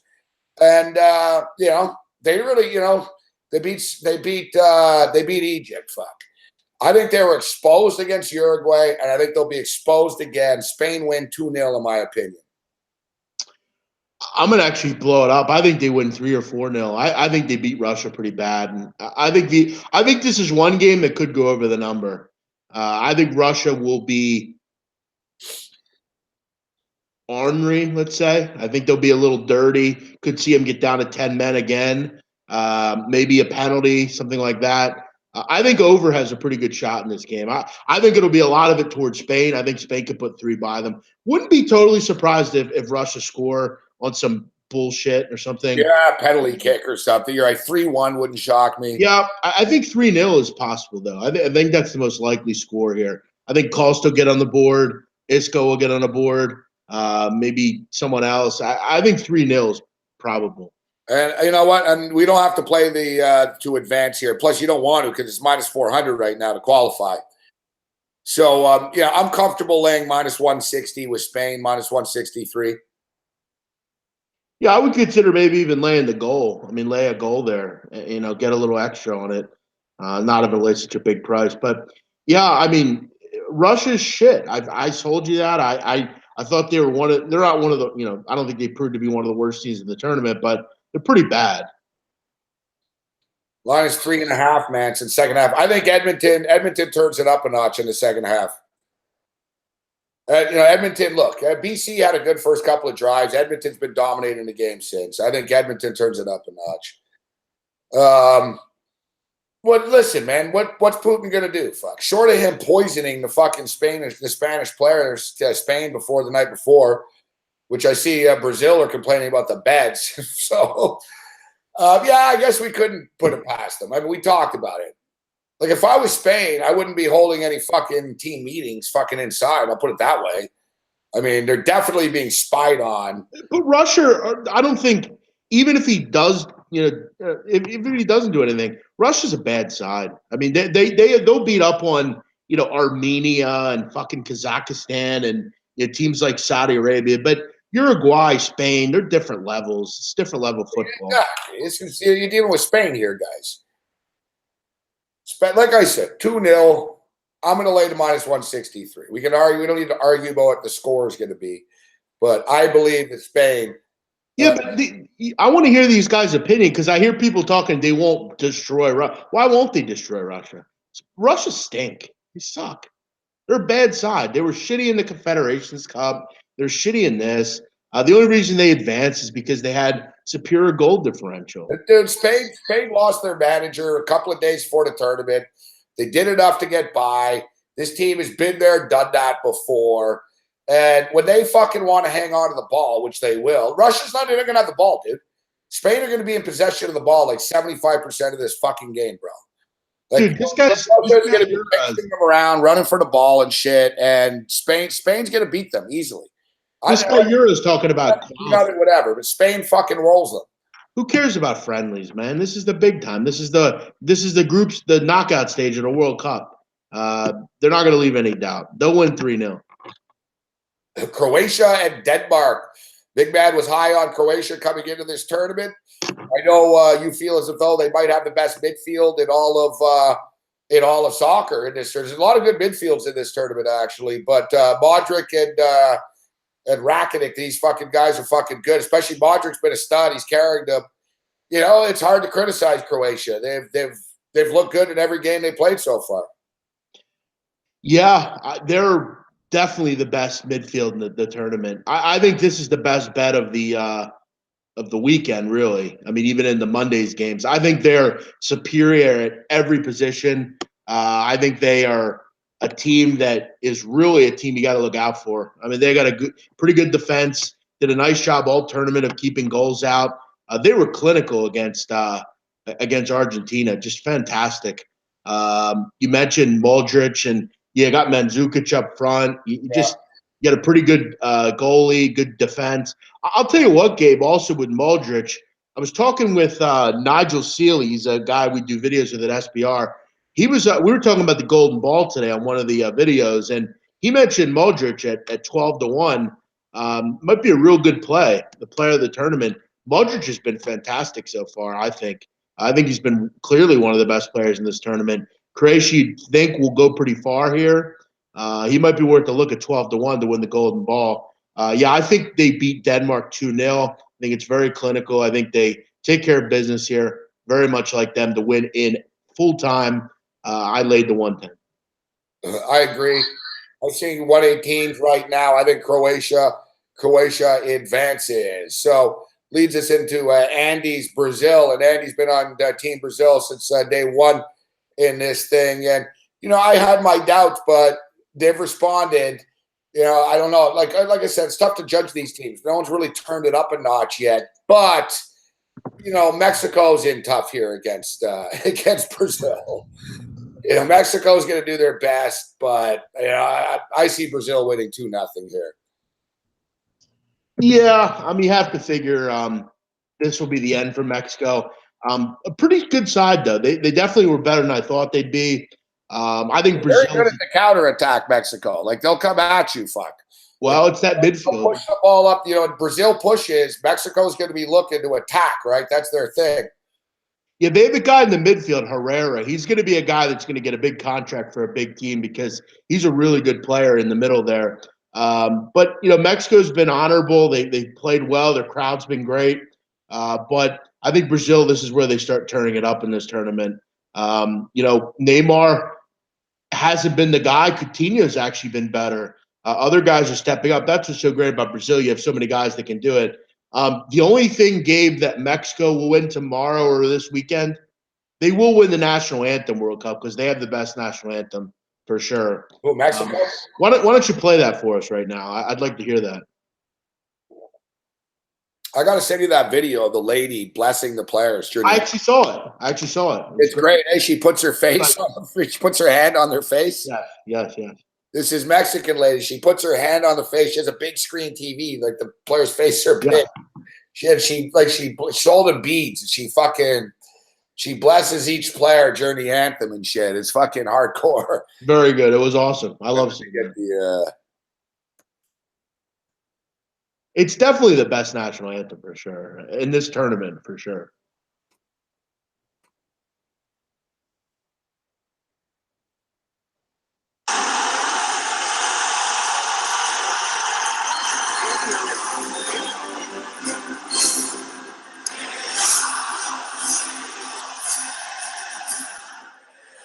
You know, the players are all smiling. It's like Jobel, too, eh, when they sing it. Yeah, it's great.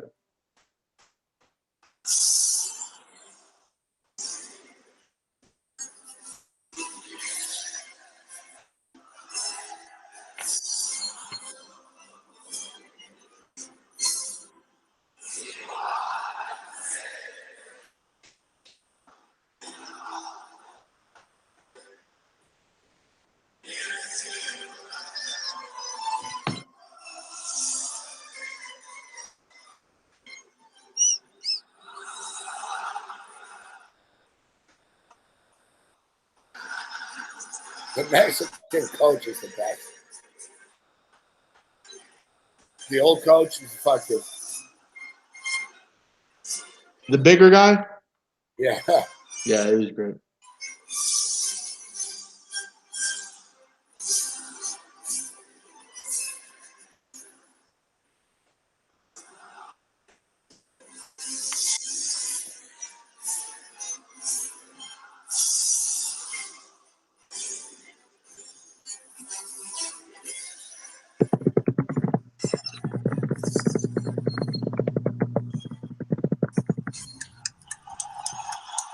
I like the Portuguese anthem. It sounds like a high school band. It's like, I've been to Portugal too. Their anthem, man, there's so many drums and like cymbals, psh, psh, psh, every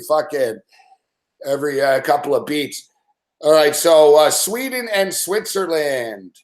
So how much of an impact is this going to have that Fabian Schär and Liechtensteiner are going to be out of this game? I think it's a pretty big one. I mean, Switzerland is a team built on their defense, kind of that back line in front of Summer. That's one of the reasons Summer's good a lot of the time. You have to have a good defense in front of you, and they've turned into kind of that compact defensive team that will get a goal maybe on the counter, and that's why they have those guys. But Lichtsteiner is the captain. He has 103 caps with this side. That's a big loss. Him and Schär are big time players now. Ricardo Rodriguez and those kind of guys are going to have to anchor the load. This is tough because what this does is it cuts into your depth as well. This is why you saw people rest yesterday. The other day with Belgium and with England, and you got to rest players. You know what? That's a good point you bring up. I wanted to bring that up actually about look at Argentina, man. They were in a desperate state. Fucking look, Maradona only had a heart attack. They had to play hard just a couple of days ago, that game. France fucking mailed it in against Denmark. They're going to be much fresher. And that's another thing. I'm glad you reminded me of that. The France players were saying they feel great. They're fresh as fuck. Yeah, it's important to get yourself, off. You take a little rest. Don't get knocked and take it to the next day. But look, Switzerland's a good side. If they can find a way to get through this game, I think they can make a run in this tournament. I really do, because I don't think England is.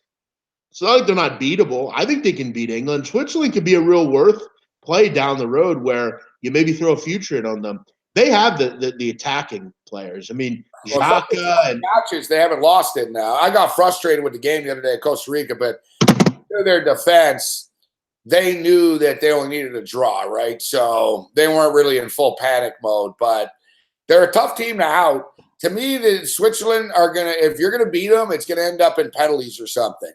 I think they'll find a way to beat Sweden. They'll find a goal.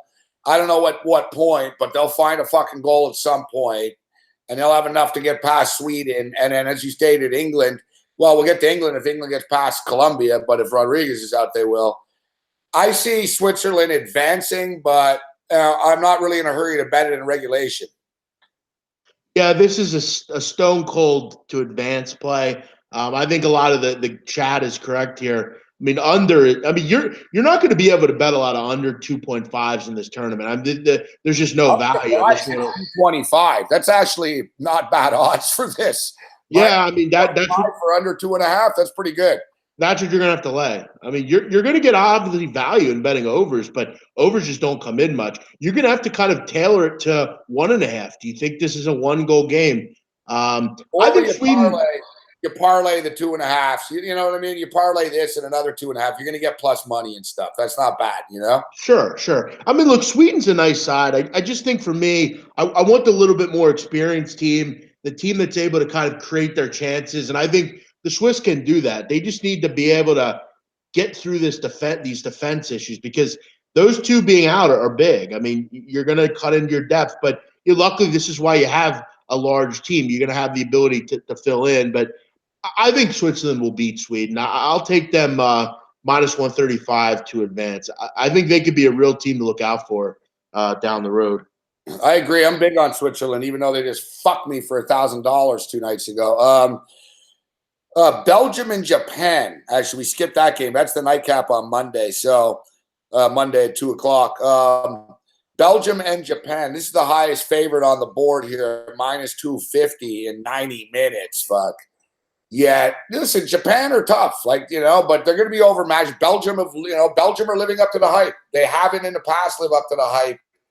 They've sort of been on the trajectory, though, and right now Belgium are sort of playing with that flash and seem like they're on a collision course with Brazil right now.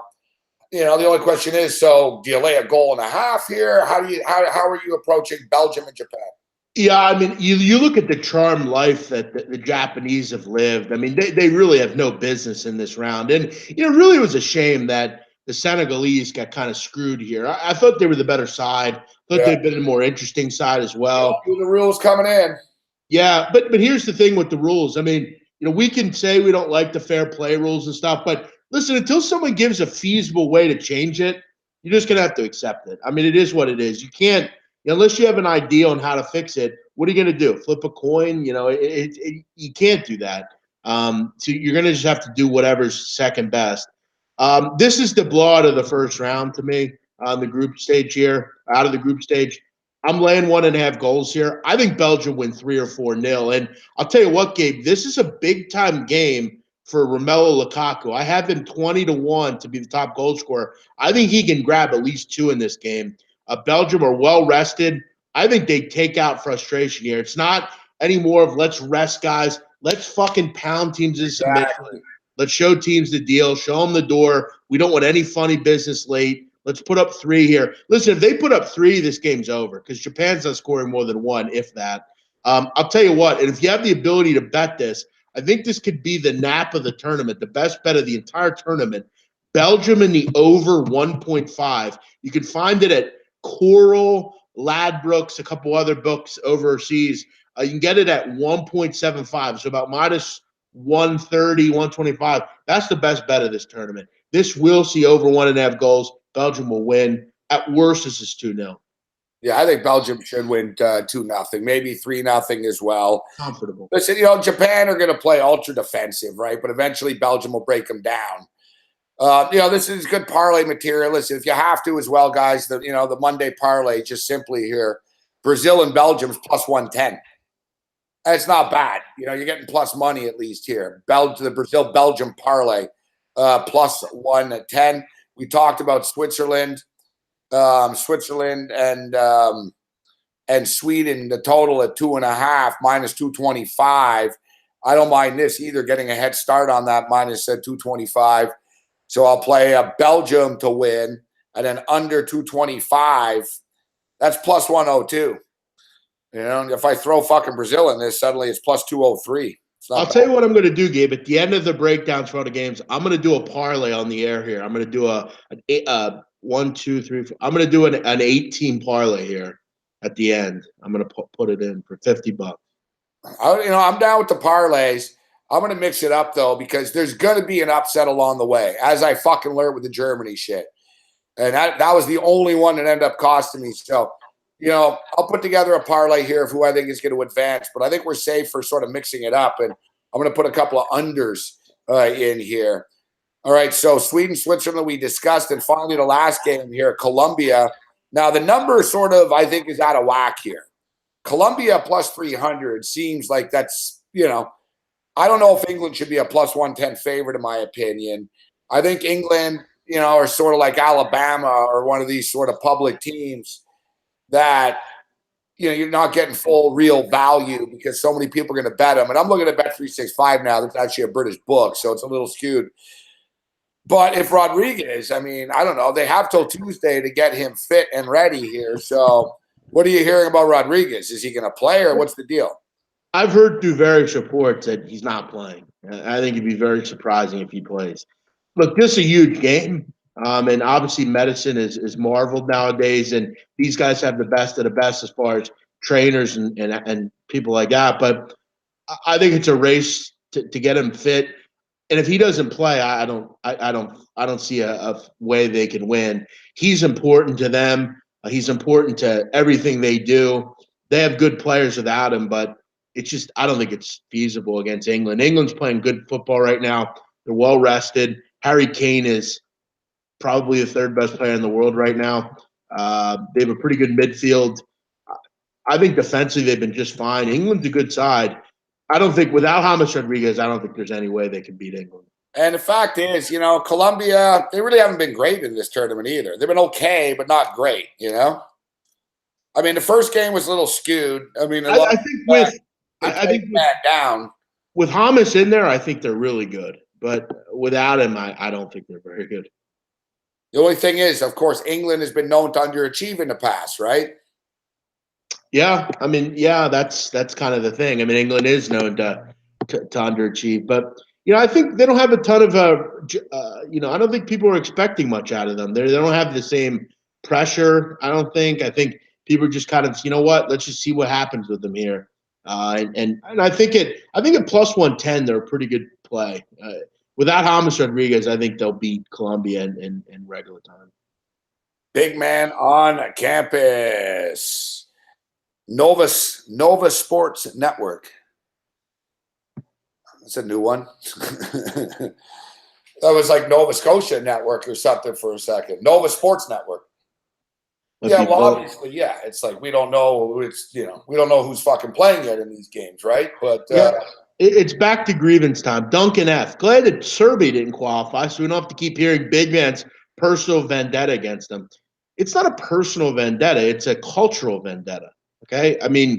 When a country ethnically cleanses my people, I'm going to have a personal vendetta against them. Yeah, that's pretty clear, actually. Right.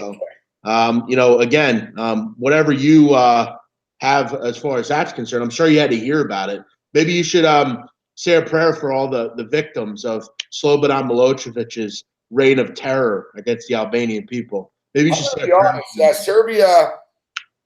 Serbia is pretty much the most unpopular team in the tournament. Now, I don't know if it's fair to the players on the team, right? No, they're all They didn't shit. do anything, you know what I mean? It's sort of like the Penn State kids where it's, kind of icky at times, but it's like, nowadays there's some kid, it's not his fault what's happened. But there's a lot of animosity. There's no doubt around the Serbian team. And like you said, too, the players on the team seem to fucking embrace it and sort of egg it on a lot as well, to be honest. Well, Gabe, I've discussed to you, I believe, before about 2 years ago, there was a Euro qualifier game, and a flag was flown over the stadium, and the Serbian players grabbed it out of the air and stomped on it. I mean, that's this goes back a while. Vlade Divac and Drazen Petrovic hated each other over the flag being stomped on by this is whether you're Croatian, Albanian, Serbian, Slovenian. I mean, there's a lot of bad blood there. It's not something to mess around with. Pittsburgh Brew is right, and that's why I was talking. We'll get Big Man's parlay here, but you're right, Pittsburgh Brew. That's why I'm hesitant. We went with basically an 18 fucking parlay to advance, and Germany ended up fucking us. There's no way in hell. Like, look, we just went through this like we know the scores or something. Like, oh yeah, that'll happen. There's what are the odds of France, Uruguay, Spain, Croatia, Brazil, Belgium, Switzerland, England all advancing? It all sounds like it's for sure thing right now, but who fucking knows? There is got to be an upset. There's going to be an upset along the way. Yeah, I mean, you definitely would think. As far as for a parlay game, like I'm going to do Portugal this. would be the one. Like, as much as I like Uruguay, if somebody said, you know what, I think Portugal beats them, you can't say they're crazy. I mean, the game's going to be 0-0. I think one that Portugal could win. I think Croatia could possibly choke. That wouldn't be a shock. I mean, Argentina can beat France. Yeah, maybe Messi fucking lights it up right now, right? Yeah, I mean, they have the firepower. I mean, that wouldn't surprise me. Colombia could beat England. The ones to me that really there's no way in hell that I look at, Brazil will beat Mexico. Belgium's like the best lock. And Spain. Like, if I had to bet two fucking locks, I'd say Spain and Belgium. And if you parlay Spain and Belgium together, it's plus 126. That's not bad, actually.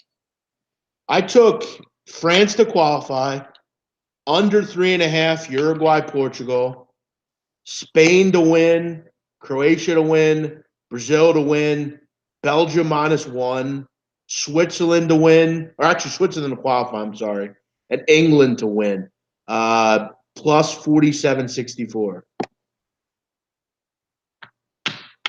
I'm on that one. All right.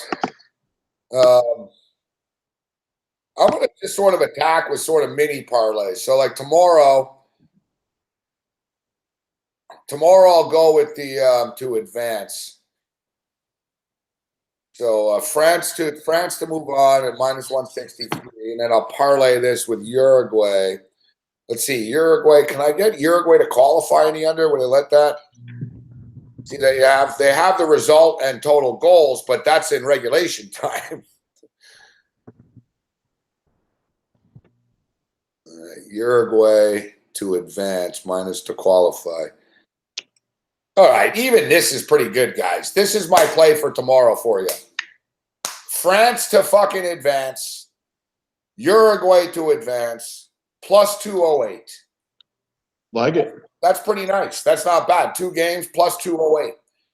And we'll go France to advance and Uruguay, Portugal under 2.5 as well. And that pays plus 126.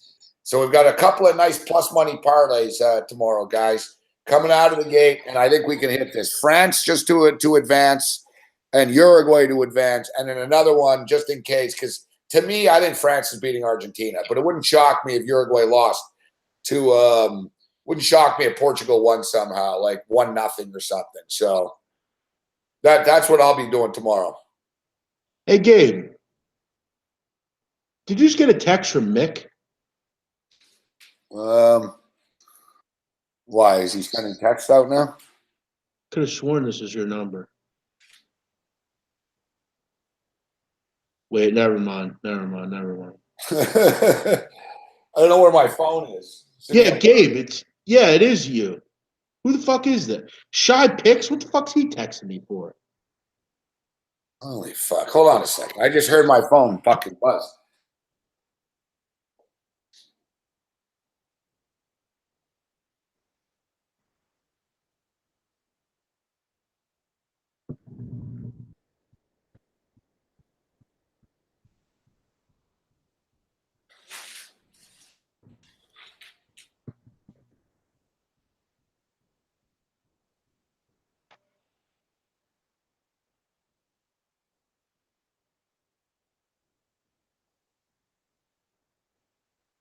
Hey, Duncan, keep talking, Duncan. When Gabe gets back, you're getting blocked, fuckhead loser.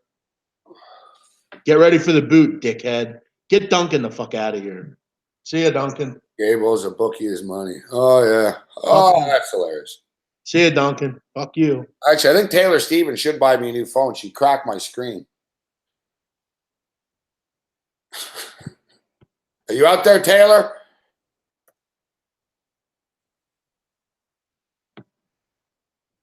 See ya, Duncan. Actually, you know what, Duncan? Duncan is right. I do owe money, fuck, but not to a bookie, fuck. I owe your sister money.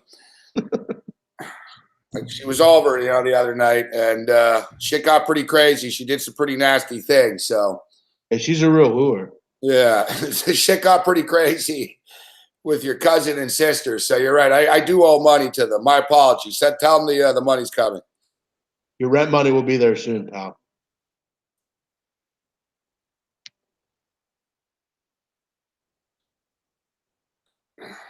So he is right. Just in the wrong context. Yeah, you are right. But tell her thanks. It was very good, Duncan. Nice name. Duncan F, which stands for fuck. Yeah, I got a fucking penny full of, I got a sock full of pennies, fuck, for them. What's the F stand for, Gabe? What, with Duncan? Duncan F. Duncan fuckhead. Fuckface. Double F, fuckface. You're gone. I don't even have to fucking, I don't even have to kick him out. Look, I guess he left on his own. He's probably all rattled right now. Oh, thanks for giving us another hit, though, Duncan. No, I didn't. Damn, Duncan. What a loser. I You buy are. a flat screen TV, fuck. Because I live in a furnished condo that I'm sure is much, much nicer than the shithole you live in. You have any other questions? I don't actually have a bookie, Duncan. The only thing I have is fucking a lot of male stalkers such as yourself. I bet online. I don't bet with a bookie.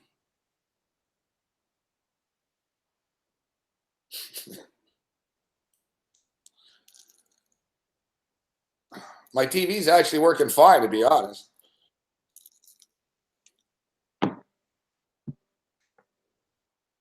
What a great comeback. Why don't you buy a new flat screen TV? Yeah. Why do I buy a scrap this? Where did you come up with that one? You're so funny, Duncan. Did Comedy Central call you up for a job, dude? You're hilarious. What a loser. Hey, Lisa's like a nice soul. Bless his heart, like she said. Yeah, she's so right. Hey, Duncan. You know how to dance, Duncan? Do you know how to dance, Duncan?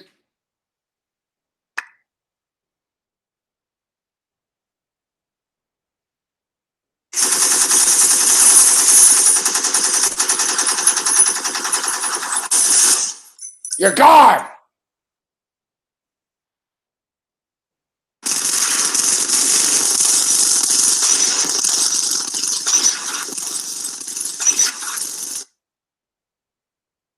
No, it's not Auburn Wild. No, I know who Duncan is, Gabe.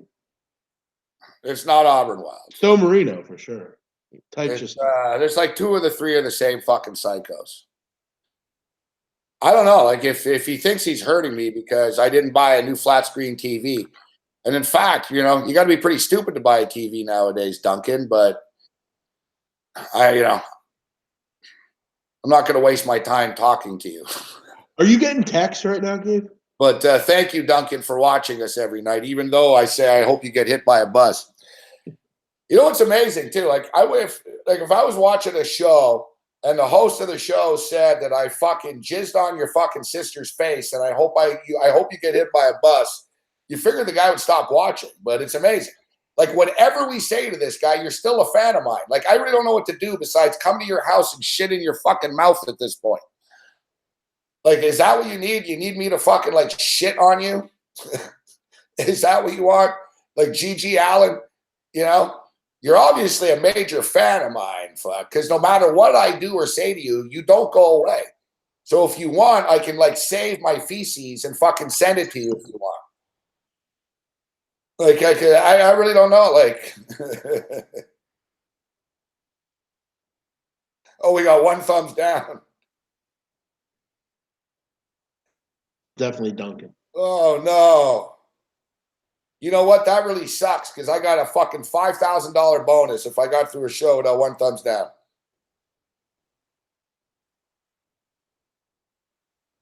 No, but I actually appreciate the fucking losers watching us because whatever. You know, if I didn't have fucking sad, pathetic fucking, you know, single losers tuning in, my career would be done. So I appreciate you tuning in, fuckface.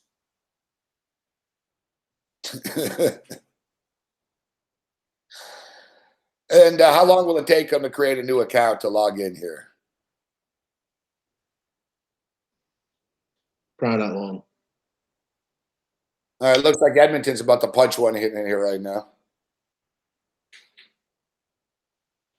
Come on, Edmonton. I'm having a burger right now watching Edmonton. Settle down, Goldster. It's a bad question. How the CFL plays. Oh, that's fucking great, Gogster. Cleveland gonna get shut out by fucking Paul Blackburn. What a fucking Blackburn's a fucking gas can. He's one of the worst pitchers in the league. This team is just such a fucking like. I don't even know what else to say, man. It's amazing. 2-0 now for the Athletics. It's amazing. Dodgers getting shut out too. 1-0 there. They're in the 7th inning. 17-14 for the Edmonton Eskimos. Eskimos look like they're about to punch a touchdown in here, though. Say what you will about this Edmonton BC game, but the uniforms are nice. The BC Lion uniform is a nice one.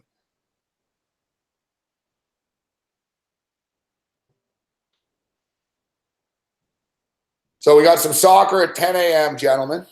Before we get big man out of here, Lonzo Ball tears his meniscus. The LeBron James sweepstakes continues as LeBron's in a cave right now. LeBron's like in the fucking Caribbean in like some fucking cave resort type shit, making his decision. I believe the decision is, and I don't know if you saw this, big man, but that Dan Gilbert guy's such a fuckhead. I don't like, you know, LeBron pisses me off, but that Gilbert guy never deserved LeBron James, man. He never did, and I can see why LeBron can't play for this guy. So basically, like, Gilbert's already bad-mouthing LeBron again. So LeBron's gone. Like, it's 100%. He opted out. LeBron's gone. He's leaving Cleveland. He's not going to Houston. Houston don't have the cap shit anymore. It seemed like the Houston thing fell apart. He's going to be a Laker. It seems to me, unless you're Sixers, you know, shock the world here. LeBron is unpredictable, but I don't see it, bro. I think he's an LA Laker on Sunday night, Monday morning, etc. Yeah, I mean, it looks that way at this point. The question is, I just still don't understand this. I mean, unless one of these other guys goes with him, I feel like I thought Paul George was sure he would go back to Oklahoma City, and he still may. You know, I don't think Kawhi's going to Lakers. I don't know that I understand why he would want to go to Lakers. I've said that throughout. I don't really understand it. I don't get LeBron it. or Kawhi? LeBron. I don't think Kawhi is going to. I don't think that's going to happen. I get it. I get why. I don't see you don't see why LeBron wants to go to the Lakers. No, not with without another star there. No, I don't.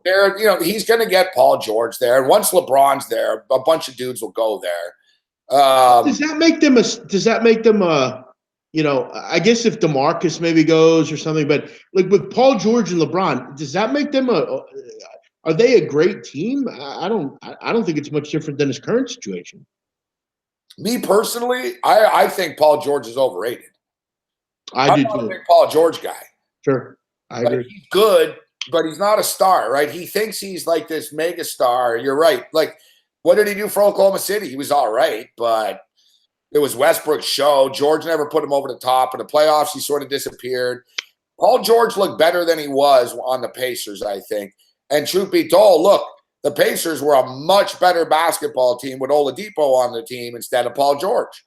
Paul George, his teammates didn't like him in Indiana. It was always about Paul George. Like I said, he thinks he's fucking Jordan and LeBron and shit like that. But he is friends with LeBron. They are friends. And another thing is, Paul George is from Los Angeles. So, I don't know. I see that, Paul George can make more money if he stays with Oklahoma City. But I think LeBron and Paul George will be Lakers. And the Kawhi Leonard story is just another one that God knows it'll happen there. But I'll tell you one thing. I don't think the San Antonio Spurs are going to bend over and do something just for the sake of doing it because Kawhi wants to do it. Right? If Kawhi Leonard doesn't want to play, you don't think Kawhi Leonard supposedly told them, you better do this trade. You better trade me because I won't play for you this year. If I'm San Antonio, I almost call his bluff at this point in time. I'll just say, listen, fuck, we're not trading the Lakers till you can join LeBron and fucking, that's not happening. You want to sign there next year? Go ahead, bro. You don't want to play this year? Fine. Don't play. We're used to playing without you. Don't fucking play. Like at this point with Kawhi, if Kawhi thinks, because Kawhi's acting like a bitch because the Boston Celtics want to trade for Kawhi Leonard and he won't agree to the fucking extension. And the Celtics aren't going to give up fucking Jaylen Brown unless Kawhi Leonard says, I'll sign with Boston. And he won't do it. So Kawhi Leonard's going to bring this upon himself. Like, I'm a big Kawhi Leonard fan. I loved him at San Diego State. I was a big fan of his with the Spurs, but he's acting like a bitch right now, man. He really is. You don't want to go here. You don't want to go there. You don't want to stay in San Antonio. I want to go to Lakers. Well, tough shit. You're not a free agent. Fuck. So he's just being a dickhead.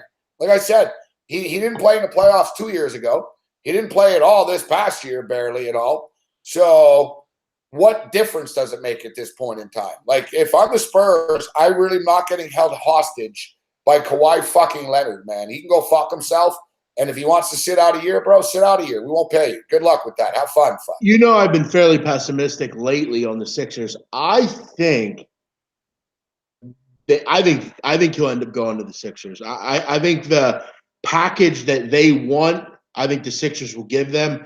I think from what I've heard and seen and stuff, I think the Sixers are desperate to get Kawhi Leonard. I think they'll give up Covington for sure, Fultz for sure, the 2021 pick for sure, and Zaire Smith, whoever else. I think they'll drive him to the airport easily. I think that's what it would take. Like, basically, Markelle Fultz, Zaire Smith. I don't know. I guess Covington's in this fucking deal for monetary reasons. But the thing about Covington that people must understand, and this is, I was no bigger critic for Covington than anyone, but the truth of the matter is he's among the best defenders in basketball. He just is. I mean, and I know it might not have looked like it in the playoffs, but he was. In the regular season, he was all defense. So that's something that I think would work in San Antonio. They need that perimeter defender now that Rudy Gay's gone. I think he fits perfectly with them. But the problem comes down to Kawhi Leonard isn't going to sign with the Philadelphia 76ers. We'll see. Why wouldn't he? You don't think he will? No, I mean, no. If he doesn't want to sign anywhere. He's put it out there. He's signing in LA no matter what next year. So unless someone can, supposedly Danny Ainge was talking to him. And the Celtics, the Celtics are a pretty big fucking. If I'm Kawhi Leonard, I would listen to this pitch with the Celtics. So Danny Ainge supposedly, asked Kawhi Leonard's people there, will you re-sign in Boston if we do this trade? And the answer is no, essentially. And another thing is, why would the Lakers, like Kawhi fucked himself on this, why would the Lakers give up all this shit if they can get him for free next year anyways, big man? Yeah, I mean, that's kind of the thing. And that's what I think for Kawhi, he needs to remember, like you said, he's not a free agent. He's owned, the Spurs own his contract. They tell him where he goes. Man, if he doesn't play, he doesn't get fucking paid because it's not that he's hurt anymore. He's just going to be holding out, And he makes like a lot of fucking money. You're going to lose like $22 million. But the thing is, he can't play there. He's a bitch, fuck, like at this point. And the whole story is it was how his injuries were handled. They said he was okay, and then he wasn't okay. And he played, he got hurt, he played. So it was a little shit show. But then what happened is Tony Parker, who had the exact same injury and exact same surgery, Tony Parker threw him under the bus in the playoffs or at the end in the stretch when Kawhi could have come back and didn't. And Parker said, well, I had the exact same surgery, and I think the training staff did a great job, and I don't think it's any doctor's fault. And he basically said some people care more than others, some people whatever. He basically just threw him under the bus. And you remember Popovich after the playoff game when LaMarcus Aldridge went off and scored 48 or whatever, he said, I just want to fucking say thanks to LaMarcus. This guy's playing through like 18 injuries, and he's there for his teammates. And supposedly that was the last straw. Fuck. Kawhi saw that, and he was like, fuck y'all. I'm never playing for you guys again. It's that deep. He hates them. Fuck. Well, but you also look at, Gabe, how it would work. I mean, if I'm the Spurs, I would say we want Saric because he'll play perfectly here. He adds exactly what we want in that system. Exactly. Give me Covington.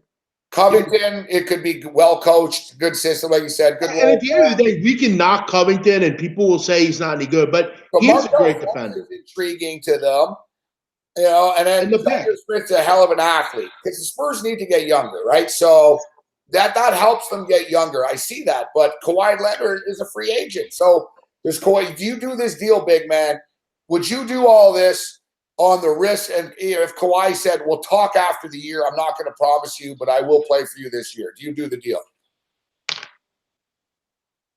No.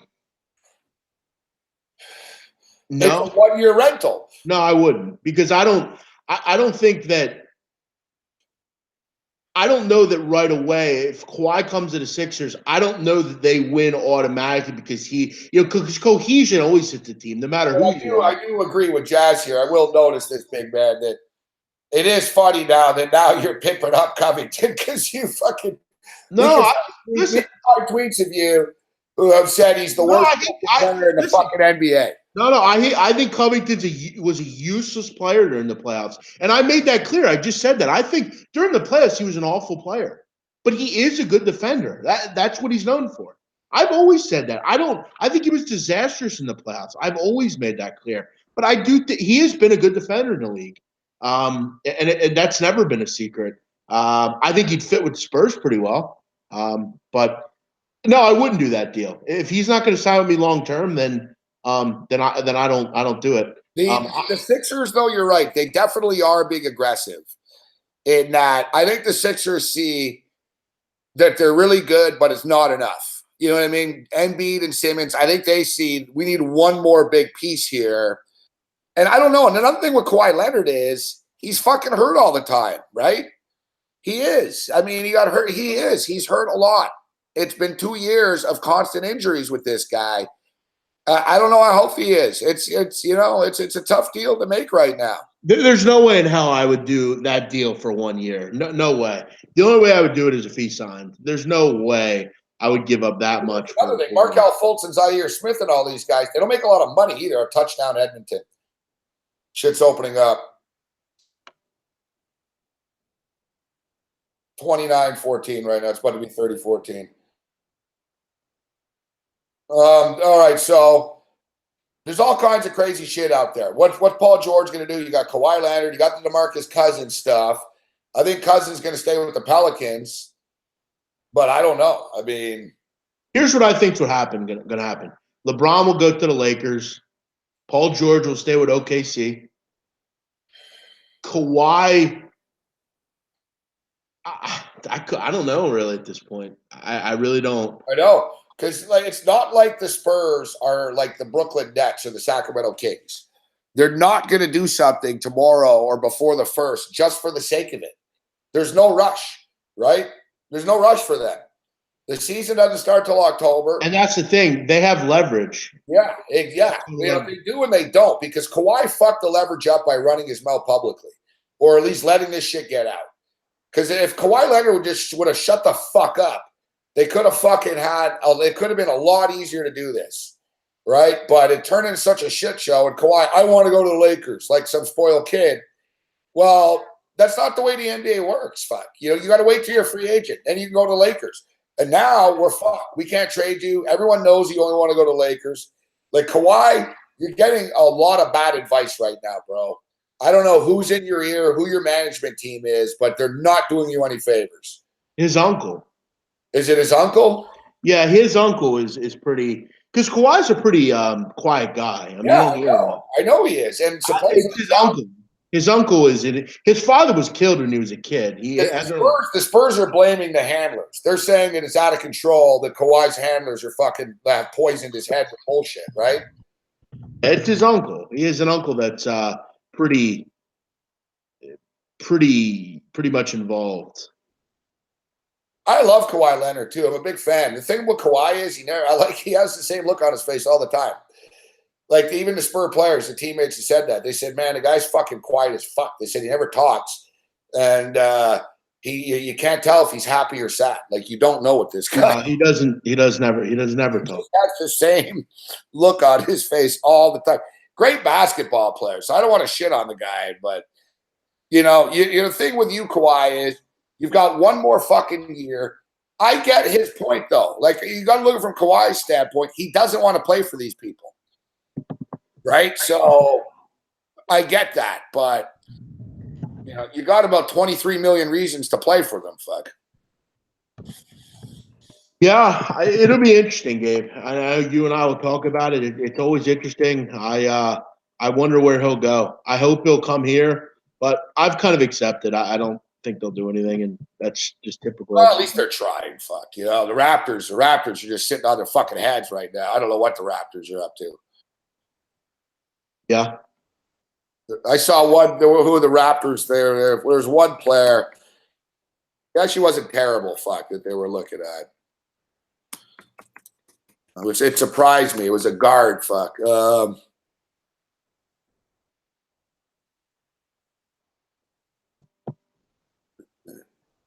Here it is. It's nothing groundbreaking. The guys that are on the list. Belasica, fuck the kid. He's a decent shooter.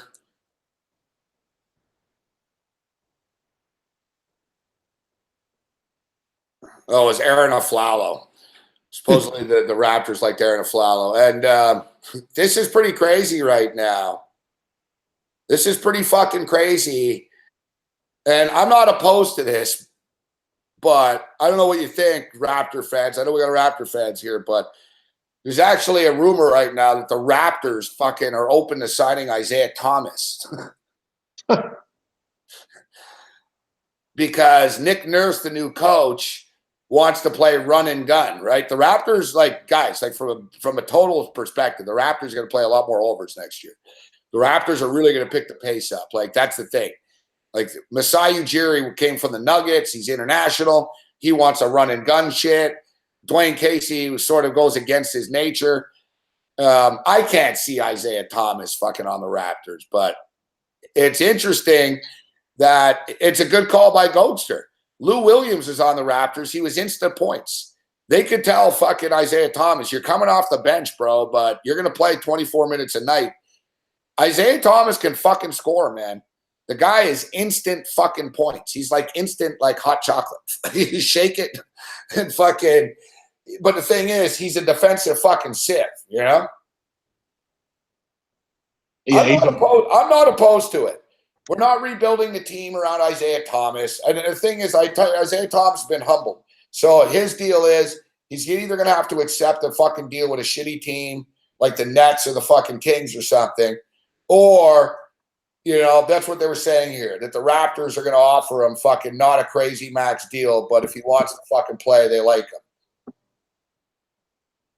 I didn't see this coming at all.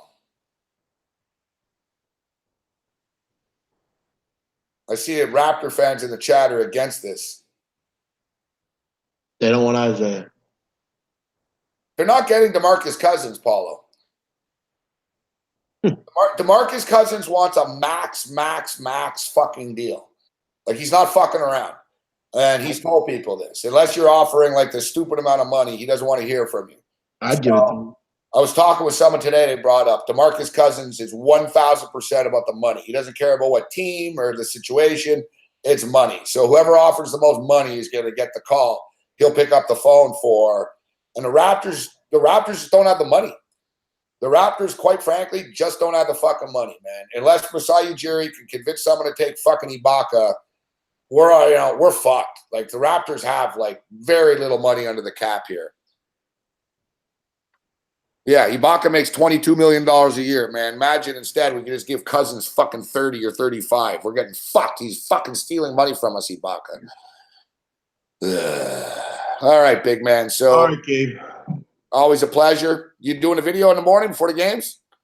I got a show with Donnie at 11. We'll be on. Oh, you'll be on during the game. Yeah. We'll be on. Soccer betcast with Donnie. No, it's actually a fucking baseball show. You sound enthusiastic. That's great. I'm sick of baseball, man. You're talking about baseball during the World Cup. You're going to be looking over all distracted and shit. Oh, yeah, just what I want to do, right? All right, buddy. We'll talk to you next week. Always a pleasure. See you, buddy. The Raptor talk scared big man off. You can tell he was tired, too. Yeah. Raptor free agents or Raptor names associated with the Raptors. Kevon Looney, Aaron Aflalo, Marco Bellinelli, Joe Harris, Michael Beasley, Jeremy Grant. Jeremy Grant's actually pretty good. Jeremy Grant's not great, but you know another guy that sucks on the Raptors is Norman Powell. Fuck. I was reading about something the other day about the Raptors and, like, you know, in the little talks, and everyone's talking to GMs, and supposedly like a couple of teams asked the Raptors, like, what's the deal with Norman Powell? Like, they asked, why doesn't he play? You know, why is he not better? Because Norman Powell's pretty good, and we kind of, you know, Casey buried him, right? Now, me personally, I'm not going to say, I don't know. Like, I'm not in the Raptors room. So I can't talk. I'm not going to be one of those guys that talks like he fucking knows. But from what I do know, Norman Powell, he's not hungry enough, man.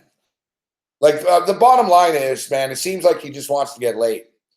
Like, I've just heard countless stories, like, all the time. Fuck. Oh, I saw Powell at the club last night. Oh, Powell hit on me. Powell this, Powell that. And he's a really nice guy. That's the whole thing. No one's like, oh, he's a fucking asshole or he's a dickhead. Everyone's like, he's a really nice guy, but I always hear he's out all the time. I'm always hearing about chicks this and chicks that. And I don't know, man. You know, the guy's making $15 million a year. He's a young guy. He's a multimillionaire. He enjoys his life. Fine. But the thing is, you got potential to be a good basketball player in the NBA. Like, you really could have been good. It's baffling. So general managers are asking the Raptors about Powell. Like, these GMs speak honestly to each other, right? So the GM will ask Masai, listen, how come Powell doesn't play and what's his problem? What's wrong with him? Like, is he a boozer? Is he fucking lazy? Is he what? Does he not care? But Powell makes money, fuck, right? And that's the thing. We can, we as Raptor fans are pretty nice. And we as Raptor fans really, not me so much. I don't blame DeMar DeRozan for the sky being blue like everybody does. All right. So, but there's a lot of fucking hate and focus that goes toward Kyle Lowry, DeMar DeRozan, and Dwayne Casey. Now Casey's gone.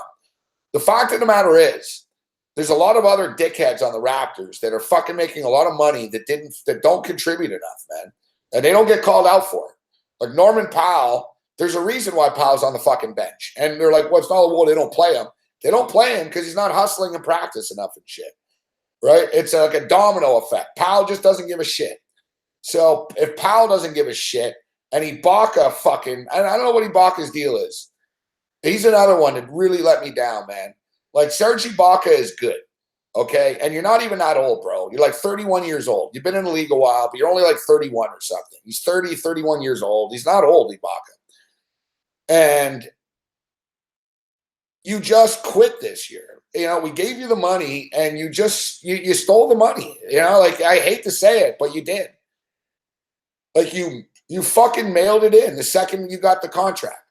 Like last year when you came to Toronto and it was a contract year, you fucking hustled and shit. You remember in the playoffs, he was elbowing people and he was serious and, you know, like he's into it.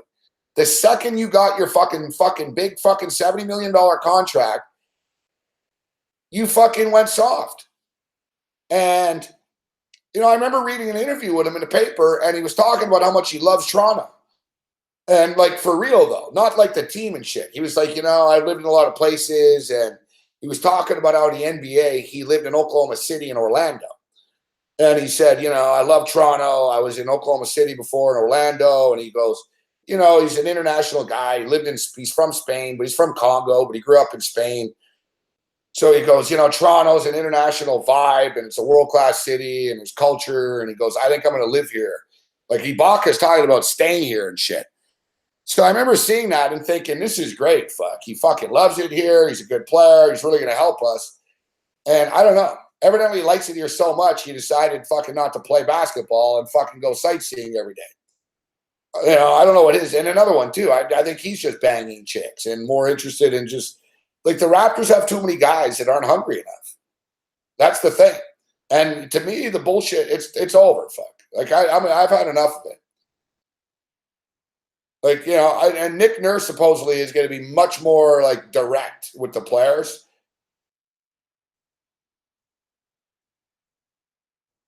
So there's a lot of guys on the Raptors that need to step the fuck up or get the fuck out. And, you know, we're going to have to get rid of these guys. That's just the fact. Like if I'm Masai Ujiri, I am fucking actively looking to get rid of fucking Serge Ibaka. Now, Norman Powell's another story in that maybe Nurse likes him. So I don't know the relationship with Nurse. Maybe Nurse likes him, but Ibaka's got to go. And I'm sure we could fucking pawn him off on somebody. He's not completely shit.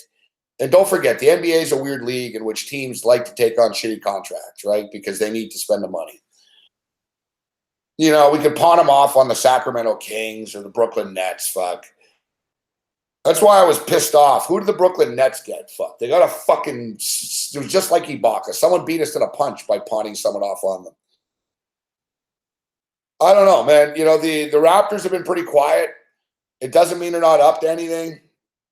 Masai Ujiri's always very good at not letting shit really leak all too much.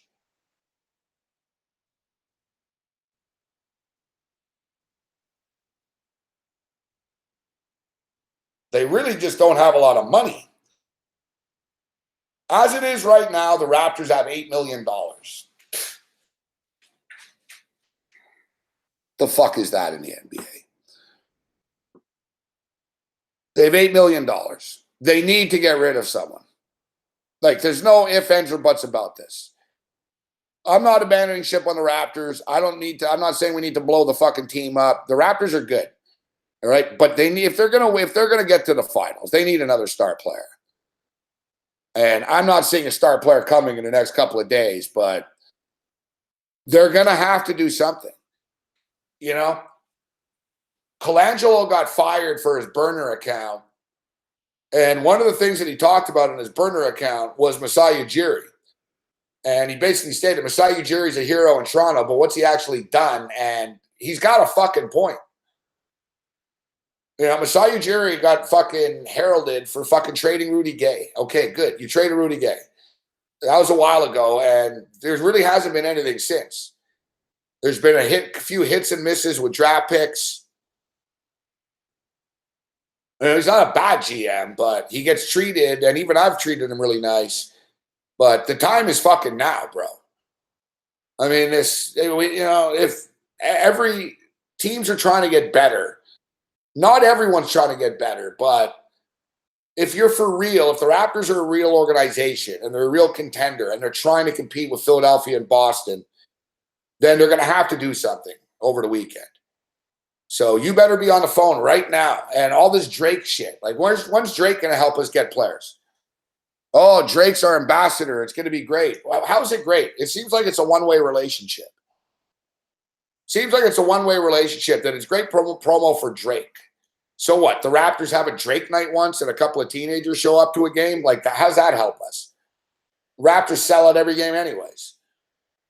You know, this whole Drake shit, all Drake did is piss off the other fucking team, talk shit. He causes problems, Drake. And I got nothing against him, but I'm just stating all this Drake global ambassador shit. I remember, all the NBA players love his music. Well, I haven't seen one fucking player sign with the Raptors because of Drake yet. And Drake's been our fucking ambassador for a couple of years now.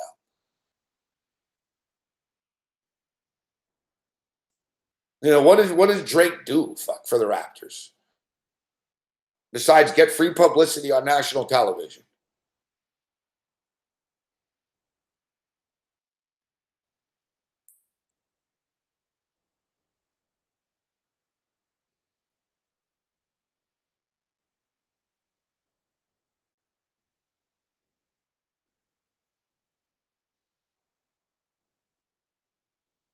That's not true, Hyman Roth. Hyman Roth says no one wants to play in Canada. So Kyle Lowry just signed as a free agent and could have left, so wanted to play in Canada. DeMar DeRozan was a free agent and signed a long-term contract extension, wanted to play in Canada. Serge Ibaka was a free agent last year and signed in Canada. Kind of goes against the no one wants to play in Canada thing.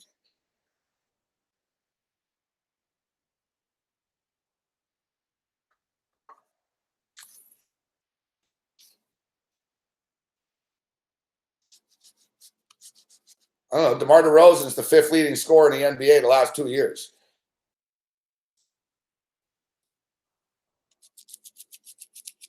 Kyle Lowry's a top fucking 5-point guard.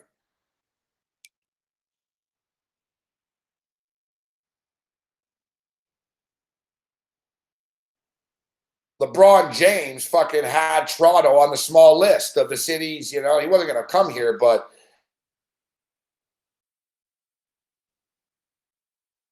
hockey players don't want to play in Canada, but basketball players don't give a shit, really.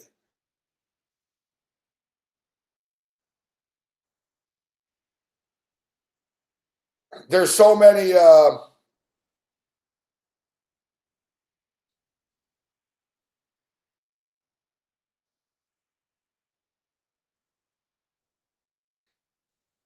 it looks like we got to get the gun ready for Todd Raymond.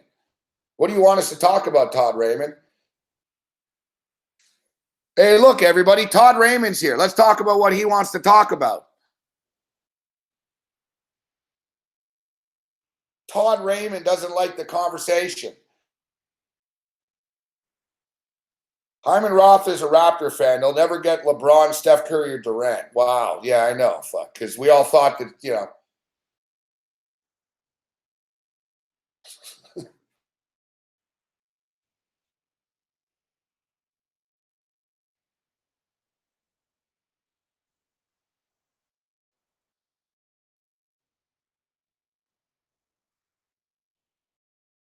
I'm not opposed to Isaiah Thomas on the Raptors. It can't hurt. That's my deal. The only thing is he's not going to take $8 million. I wouldn't pay him $25 million. Isaiah Thomas, not a lot of teams want him. That's why the Raptors could get him. I would have no problem with it. He would help the Raptors. He would provide a lot of secondary scoring, man. A lot of pop off the bench. He's a good three-point shooter. He doesn't play defense, but the Raptors are going to want to open things up anyways. I actually like this Isaiah Thomas stuff. If, like I said, who knows? I mean, who knows if there's any validity to this or anything. It just says that Isaiah Thomas is open fucking to it. So Isaiah Thomas knows, he doesn't want to end up on a completely shit team.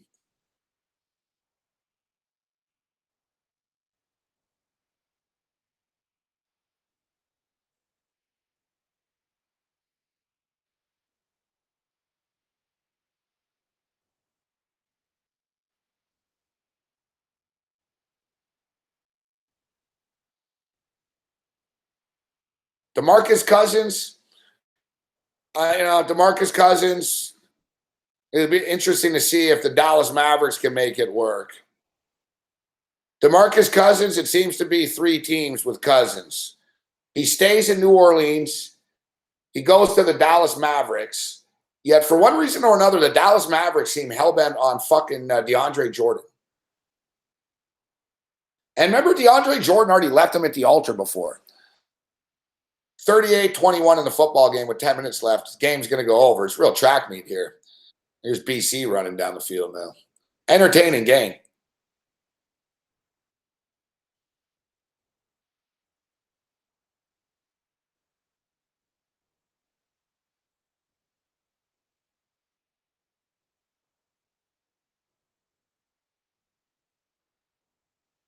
So yeah, DeMarcus Cousins, Dallas Mavericks. He stays with the Pelicans, or he ends up with the Washington Wizards, which wouldn't be good for the Toronto Raptors. Here's Raptor news. Fuck. They offer a fucking, qualifying offer to Fred VanVleet. Great. That's going to put us over the top.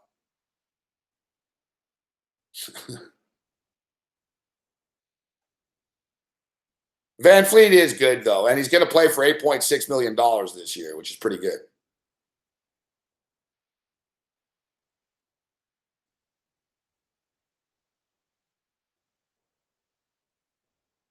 It goes up as the deal goes up, but 2018, 8.6, 2019, 9 million. Then it gets nasty, though. 2021, 27 million. 2021, 22, 29 million. It's like, dear God, fuck. Really? Are we really going to pay fucking Fred VanVleet fucking $29 million a year? Fuck. Ugh, fuck, man. Should have been an NBA basketball player. Yeah, that's what I should have done in my life. Fred VanVleet's going to be making $29 million a year.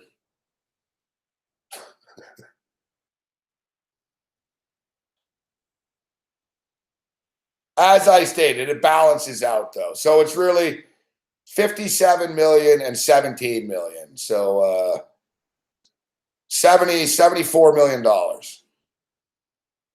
Fred VanVleet, 4 years, $74 million deal. That's what it would work out to.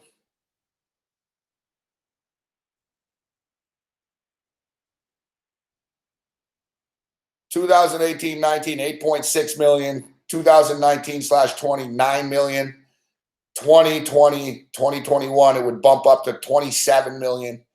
2021 and 2022 it goes up to 29 million.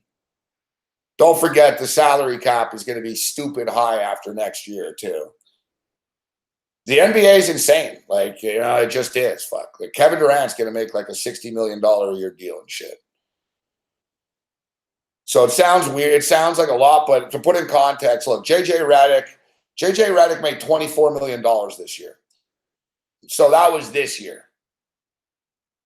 Is JJ Redick better than VanVleet? Yeah, probably a bit, but not by much. And look, he's getting VanVleet playing for $8 million this year upcoming.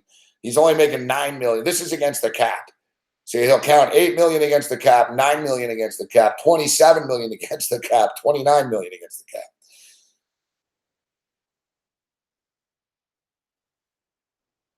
I know. Fred VanVleet, Jazz, going to make $29 million a year. Le'Veon Bell's the best running back in the NFL, and he can't get $15 million out of the Steelers. And he's the best at his craft. Fred VanVleet, out of what? Out of the top 300 players in the NBA, where does Fred VanVleet rank? Fuck. 129th? You know what I mean?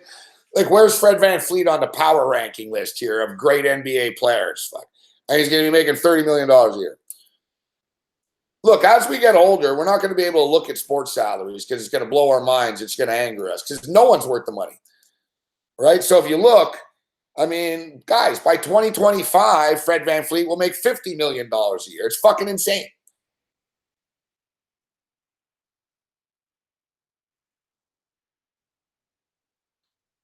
That's where you're wrong, Massler. There is.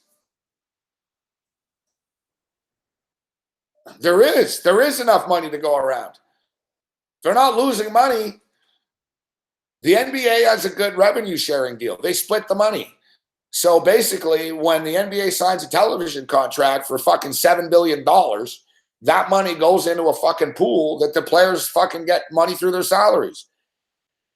That's the thing, the NBA. It's not like they're going broke paying these players. That's how much money there is. There's only 15 guys on a fucking team. So they've got fucking $6 billion to split up. Everyone gets fucking paid. The only thing with the NBA is the stars are getting ripped off. I've talked about this a million times. They need a new structure. To me, they should have like fucking premium bronze gold type shit, you know? Because it's ridiculous. You can't have Kevin Durant making $30 million a year and JJ Redick making $25 million. It's all skewed. You know, average players in the NBA make too much money, and the mega players are getting ripped off, comparable to the other guys. You know, Tristan Thompson makes $18 million. We talked about Serge Ibaka's making $22 million a year. Serge Ibaka, the guy scores 11 points a night if he cares, and he gets a couple of rebounds. He's making $22 million.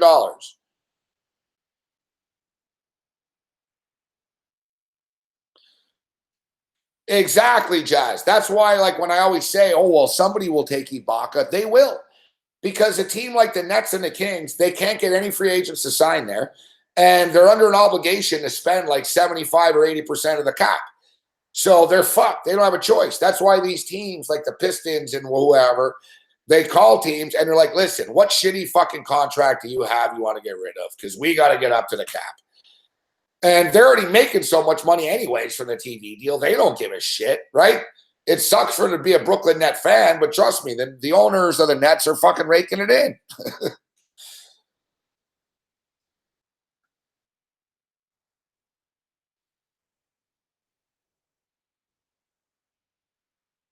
Man, LeBron should be making like $90 million a year.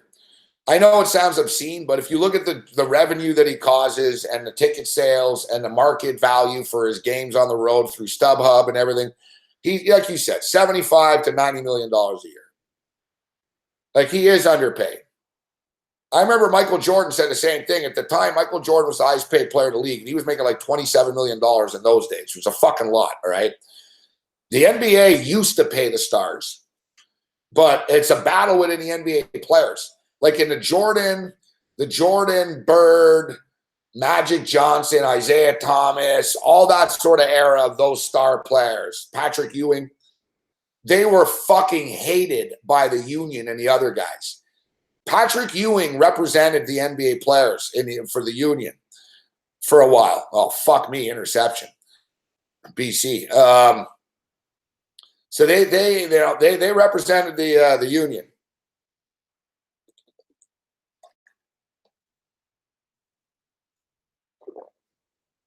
So the players felt as if though that they cut a deal that only represented them. Because think about that.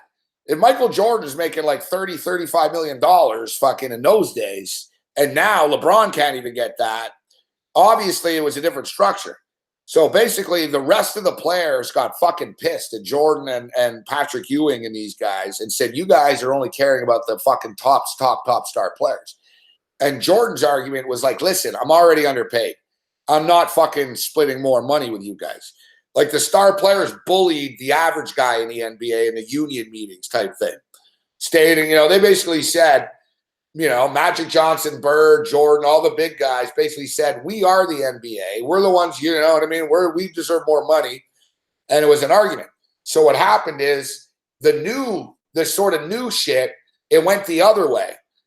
The average player sort of got more control, and the union said, we're not here as a union to represent 12 superstars.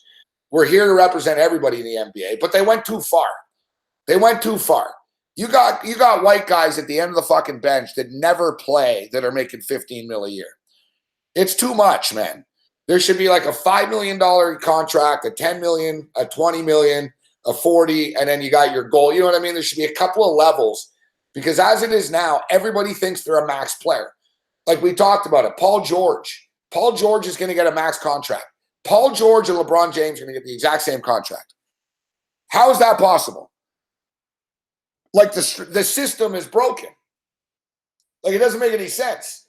Like, yeah, you're good, Paul George, but you're not LeBron James. Yeah, but Paul George is going to say, yeah, but I'm a free agent. I want a max contract because I'll get a max contract from someone. So you got to give him a max contract. You can't give LeBron any more than a max contract. So therefore, LeBron James and Paul George will go to the Lakers and get the exact same fucking contract. How does that make sense? Like the NBA, they got to tweak some shit, man. Like the star players are getting fucked over in the NBA now. But no one's going to feel for it. No one's going to say, oh, poor fucking Kevin Durant. He only made $35 million this year, right? But the thing is, it's not right. Kevin Durant, like, I can see why the star players would have a gripe with the shit guys.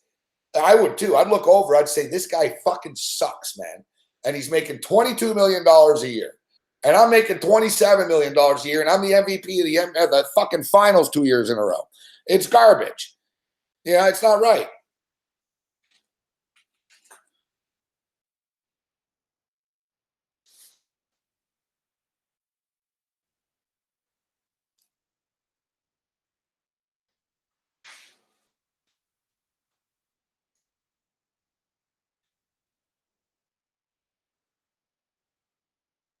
And look at like the jerseys. The jersey sales, same thing. They all split the money evenly. So like LeBron James sells like fucking 3 million jerseys a year. Kevin Durant sells 2 million jerseys a year. How many jerseys is Robert Covington selling? Yet Robert Covington's getting the exact same royalty check. Like it long story short, it's good to be in the NBA union right now. It's good to be an NBA player. That's why, guys, everyone loves LeBron James. Like we wonder, why do they love LeBron so much in the NBA? Why do the players like refer to him as the king and sort of get out of his way and let him dunk? And you know what I mean? Because of money. They know we're making all this money because of him. And that's the bottom line. I remember point blank, I covered the Expos, and I used to be in the clubhouse every day and talk to them and shit. And it was during the steroid era with Barry Bonds and shit. And I remember talking to fucking Expo pitchers. And I said, does it bother you that he's on steroids? And they said, no, number one, I'm on steroids too. And he said, you think batters are the only hitters, are the only guys taking steroids? And they said, number two, he said, we're all making money because of this shit. And he goes, we fucking love McGuire Sosa. And he goes, more home runs, the better, fuck. And he goes, the revenue is way up. And they're not stupid. The revenue is way up. San Francisco built a new stadium when Barry Bonds was there. You think that was a coincidence? You think it's a coincidence? They were like, we're raking in the money right now. Let's build a stadium, fuck. You know what I mean? Because this won't last forever. Like the players, same with Jordan and shit, like a story with LeBron, like they want fucking him to make more money because then they're going to make money. He's got to play with someone. So it's like, yeah, sure, fuck. LeBron's going to make 50 million, but I'm going to be making fucking 36. So, hey, it's great. Like they make money, right? So that's why they love LeBron, fuck. Because they look at LeBron and they're like, holy fuck, our television numbers, this guy's so popular, and fuck, the NBA's so big because of him. Not because of me, because of him. They know this. That's why and it leads to this sort of less competitive shit almost, because they're like, fuck, he's the man, get out of his way, we all make money because of him, right? So it's the NBA is a weird dynamic with their structure, and it's a problem in my opinion. And I'm not sitting here as one of these old white guys complaining they make too much money. You know, anyone that says that, whatever, they're not making too much money because that's how much money is there. What do you want ESPN to keep the money? ESPN gave them billions of dollars. That's their money. It's not like they're taking money from an orphanage to pay LeBron James. The money's there. That's their money. You're good enough to be in the NBA. God bless you. You get fucking paid for it. But this is a problem, and this is why the league is so competitive, fuckingly imbalanced. Okay? It just is, fuck. The salary structures are whacked, and teams can't get better because everybody's a max player, fuck. And you're not a max player. You know, Jimmy Butler, I'm a max player, fuck. Paul George, I'm a max player. DeMar DeRozan, I'm a max player. Everyone's a max player, fuck. You can't build a team this way because you overpaid players because everyone's a max player now. That's the problem.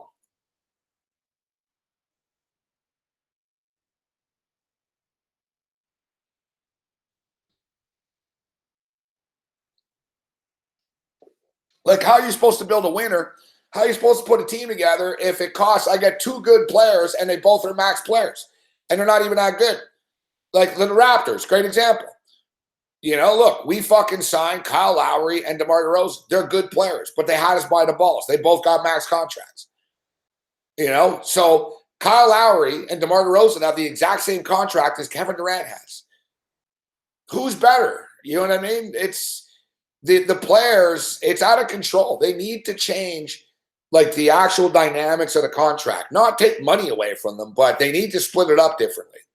Like I said, to me, I would have like, okay, each team, you're allowed to sign two mega deals, you know, two gold star, whatever, you know, premium contracts. Okay. So you sort of split it up. You got your $50 million deals, you got $25 million deals. And you sort of tell a guy like Paul George, you're not LeBron James. You don't get paid the same as him. Yeah, but I'm a max player. You're not a max player anymore. Like this whole max player shit has to stop where everyone puts their hand up when their contract's up that they're a max player. Bradley Beal, I'm a max player. You score 16 points a night, fuck. You're fucking hurt all the time. You're a very nice player. You're a good player, Bradley, but fuck, man, show me something. Well, I'll leave. Okay, fuck, here you go. Here's 180 million for you. Everyone, here's 180 for you, 156 million for you. Fuck. It's insane.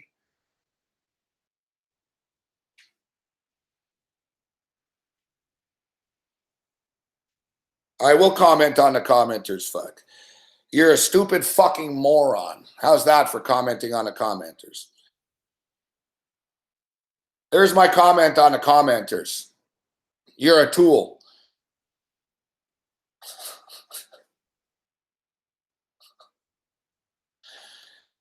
What's up, Andy Martin?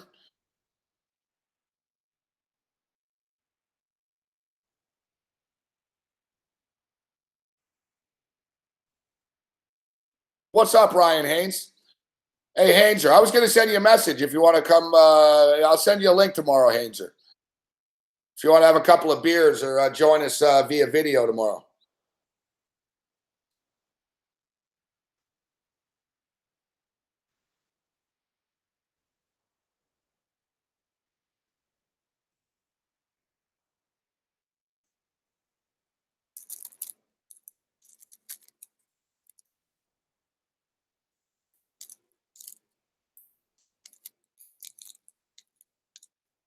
Yeah, Alan Crabb, Paul. Exactly.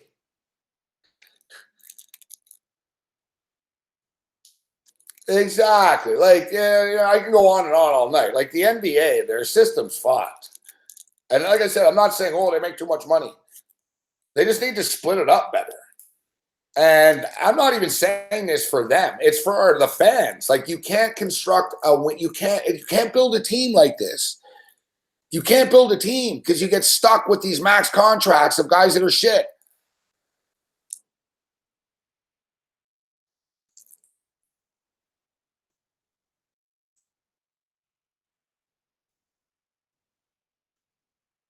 Like the NFL is cruel.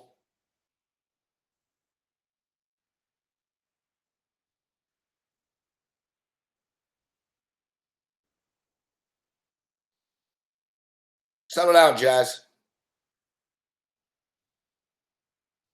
Hanger should go to your house, and we'll send you the link from your place.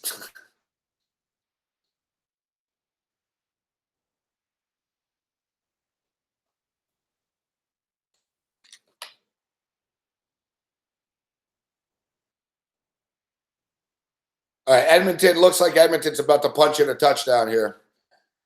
They're up by 16 points with a minute and a half left, so Edmonton's going to get here. Well, I predicted 41-17. We're pretty close. It's about to be 45-22. So, of course, we win this game, and we would have won big on this game because we would have rolled everything over on the fucking last CFL game, but we got fucked over in that other CFL game.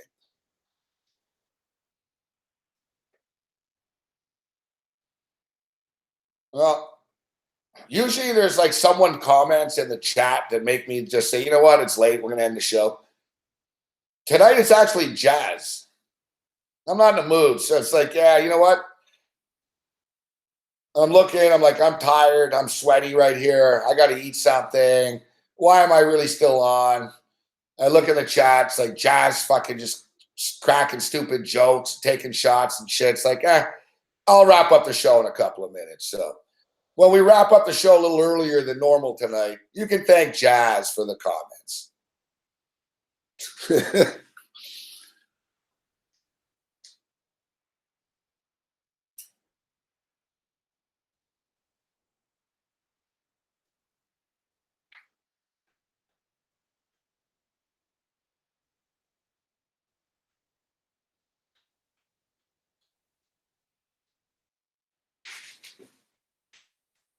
So it's sort of like the military, you know, when like one guy's a jackass and the colonel, the sergeant makes everyone run laps. That's the whole thing. Because of Jazz, everyone's Friday Night Freak Show will end earlier tonight. Blame Jazz.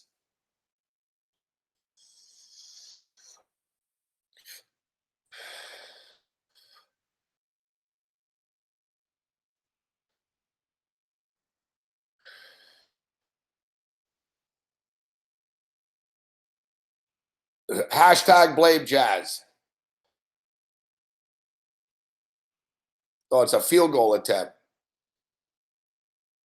And the kick is good. Holy shit. I said 41-17 and it's 41-22.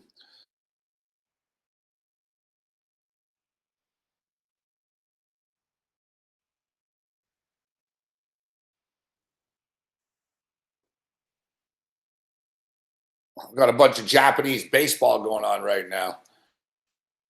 Yomori and Chunichi, the Dragons.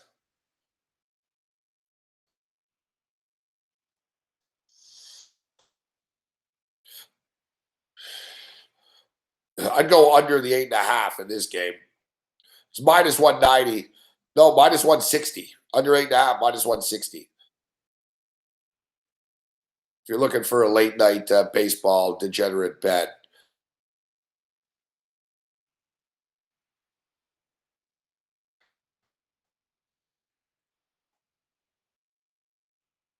I'm still pissed off about that first CFL game tonight, though.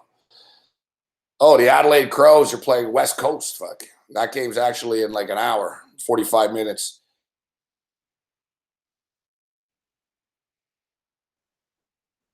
It's a lot of fucking points, man. 16.5 points. Well, at least we win this last game.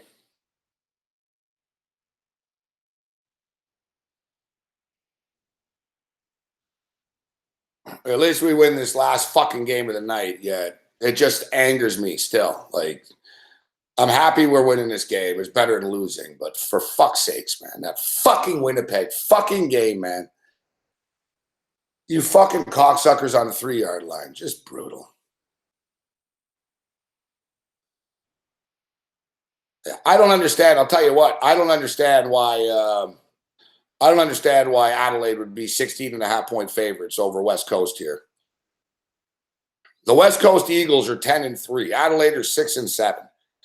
Adelaide have a shitload of injuries all the fucking time. They're not the same team. Adelaide's scoring fallen dramatically, especially in recent weeks. The Crows are average 98 points per game. in weeks 1 through 7. Since round 8, they're averaging 64 points per game.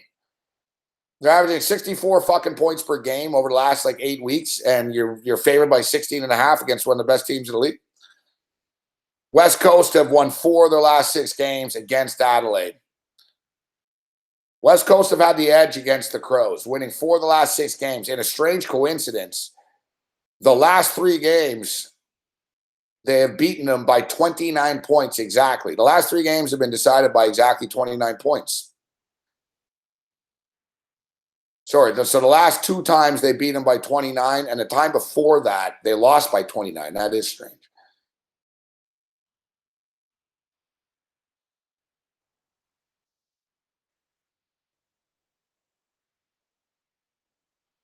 The Adelaide Oval strikes fear into most visiting sides, but not West Coast. West Coast are 6-1 their last 7 times at the Adelaide Oval.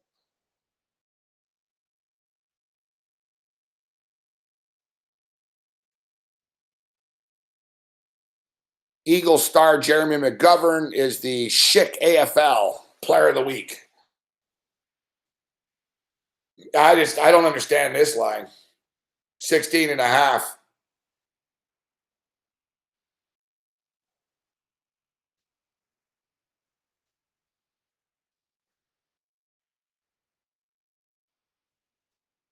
So if you're looking for a late night degenerate pick, there you go. Because you know someone's going to say, what's the play? What's the play?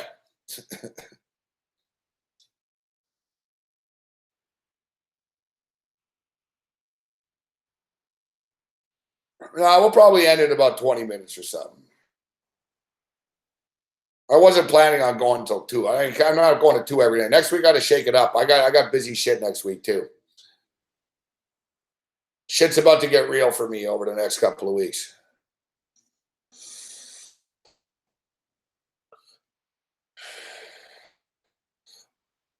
Business is about to pick up.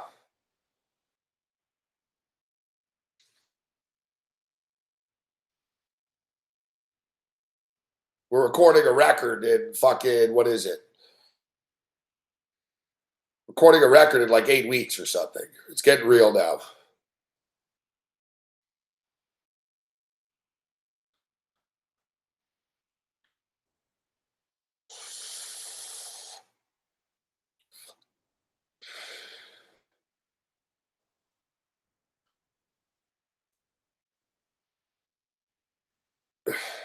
It's going to be wicked. It's going to be cool. There's work, though. It's a challenge. It's a mental challenge, you know?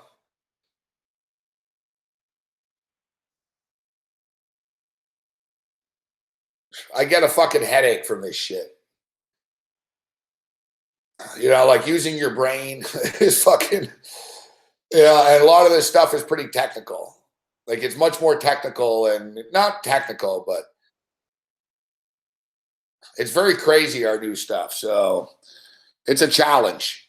I've got like 4 of the songs down, but there's like 8 or 9 of them. And it's all good though. I'm going to go to Montreal in July. And I might spend a week in Montreal or something this summer, which I know I'll regret, but at $100 a fucking $100 an hour in the studio, like we got to be ready, right? There's no fucking around. And August is going to be busy for me with football and fucking Vegas and fucking potential, moving. And I got a lot of shit coming up, so I've got to sort of be prepared already before September. So it's going to be a good little run in July. Fucking get the record down, me and the guitarist. It's a record, man. And we're going into a big time studio. So we got to do this right. There's not enough hours in a day, for me. So I got to fucking I got to be more militant with the hours of the shows and just my schedule. I've never done this in my life, but I'm actually going to put like a board up on the wall with times. I'm going to be like, all right, this time that time this. Don't fuck around.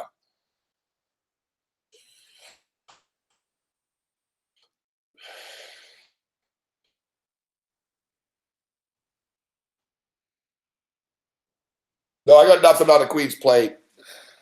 I'll post a pic tomorrow. I'll take a look, but I'll just be throwing a dart.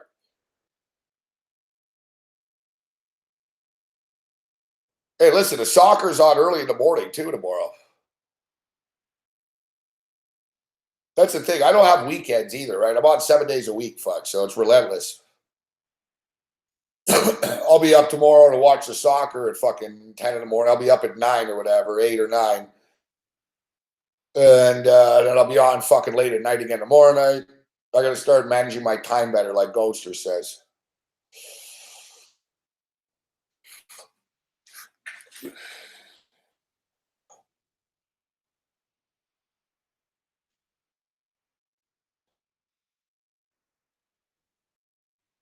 Yeah, we used to play that.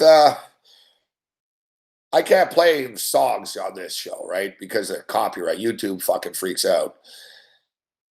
So on the radio show, Lay It on the Line. We used to play that on one of our radio shows, like every show. Great gambling song. Lay it on the line. Trying for a great band.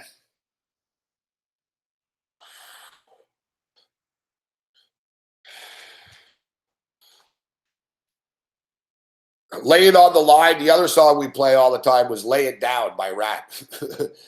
Lay it down. Because I already had... no, there's no time to take off, Lord Goo Goo. Take off. I just said shit's about to pick up. I got a lot of shit going on I'm not even talking about. I can't talk about, so... Yeah, I miss Ustream in that sense too, Bruce Chad. Ustream was good for that, right? They Ustream was great. Fuck, remember we used to have intros with like whatever song we wanted and shit. It was good.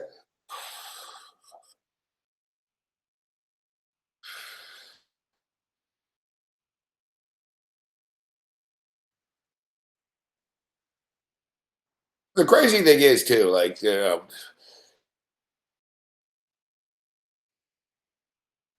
YouTube like over fucking react.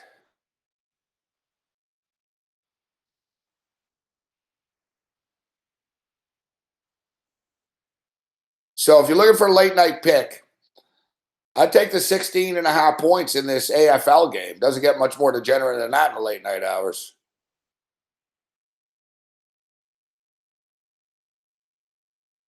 Adelaide Crows laying 16.5 points. The other game is Collingwood and Gold Coast, kind of a shit show, and that's at 5 in the morning. Fuck that shit.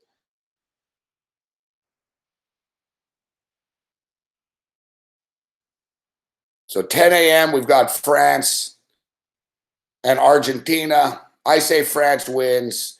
They probably win in regulation, all right? We'll wrap it up with some picks here for you. They probably win in regulation, but minus 163 to advance. I told you earlier, you get plus money parlays here. So France just has to get through this, and then, we'll feel pretty comfortable going into the last game. France to advance, parlayed with Uruguay to advance. So they can win in extra time, penalty kicks. Both teams just need to fucking get through this somehow. France and Uruguay, plus 208. That's not bad. Plus 208. Now, another one, we'll go with France, because fuck Argentina. France, no offense to Argentinians. Beautiful country, just their soccer team's going down tomorrow. So we'll go France to qualify, minus 163. And we'll go under the 2.5 in Portugal and Uruguay. And that parlay pays plus 126. So you got 2 plus money parlays. But how about this one? Let's go with fucking France. France to win in regulation, plus 140 parlayed with under 2.5 in Uruguay and Portugal, plus 236. That's going to be my approach tomorrow for these matches. I'm going to be putting together parlays pretty much like in blocks of 2 all the way through these next 8 games.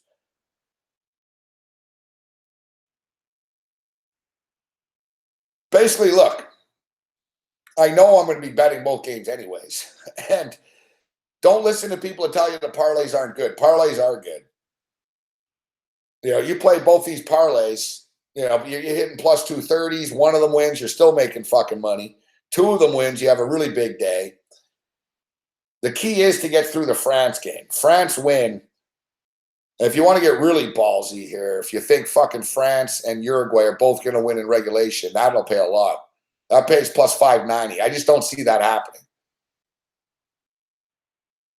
Like Pittsburgh Brew said too, you got to expect the unexpected, right? France and these are going to be crazy games. France and Argentina is big time shit, man. That's going to be cool tomorrow morning. Uruguay and Portugal won't be. I'll enjoy it. I don't mind defensive soccer. It's going to be a chess match. This shit. It's going to be a real battle, but it won't be like ultra entertaining for the casual fan. Uruguay and Portugal, France and Argentina could be. Wouldn't shock me if it was 2-1 and Argentina scored and France scored a couple. I see some opportunities this weekend to make some money here. I see some opportunities. France, Uruguay, Portugal under 2.5. Spain's going to fucking roll Russia. Croatia, Denmark. Croatia should get through. A little worries me a little bit, but they should get through there. A Spain-Croatia parlay is a nice one. Plus 198. Spain in regulation, Croatia just to advance pays plus 120. The juice is what kills you guys. If you'll notice, like on Patreon, you knows my baseball plays. Look, we lost tonight to parlay. Houston didn't hit it, but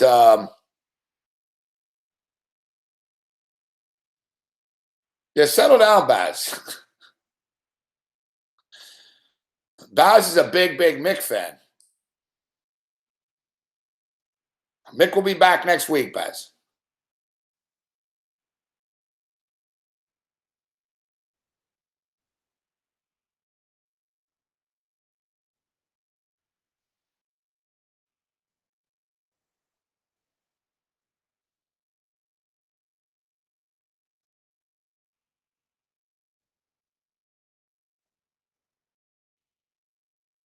Yeah, so as I was saying, you play all these plus money picks, guys. You don't have to win every bet, right? It's a thing, you I laid fucking -1 this and that, and I lost the under, and it fucking sucks, man. The juice, like, I'm frustrated with this shit. Parlay betting is the way to go. That's what I was saying, like with the baseball. We hit these parlays more than we lose them. You take even just 2-170 favorites and shit, and suddenly it becomes plus 130. Look, the other night we had the Boston Red Sox and New York Yankees. Two teams that are combined 70 games over 500, and their parlay paid $164. Plus 164. Plus money, plus money, plus money, plus money. You're not losing the juice, and you'll lose a couple of these parlays, but they'll hit. That's going to be my approach tomorrow. Sweden, Switzerland, somebody asking about that game's going to be low scoring, man. We'll have time. We'll break that one down on Monday night. Like France and Argentina tomorrow, Uruguay and Portugal tomorrow, Spain and Russia Sunday, Croatia, Denmark Sunday. All games at 10 and 2. Brazil on Monday and Belgium on Monday. And then Tuesday you got and to me the toughest games are on Tuesday. To me, the toughest games are on Tuesday.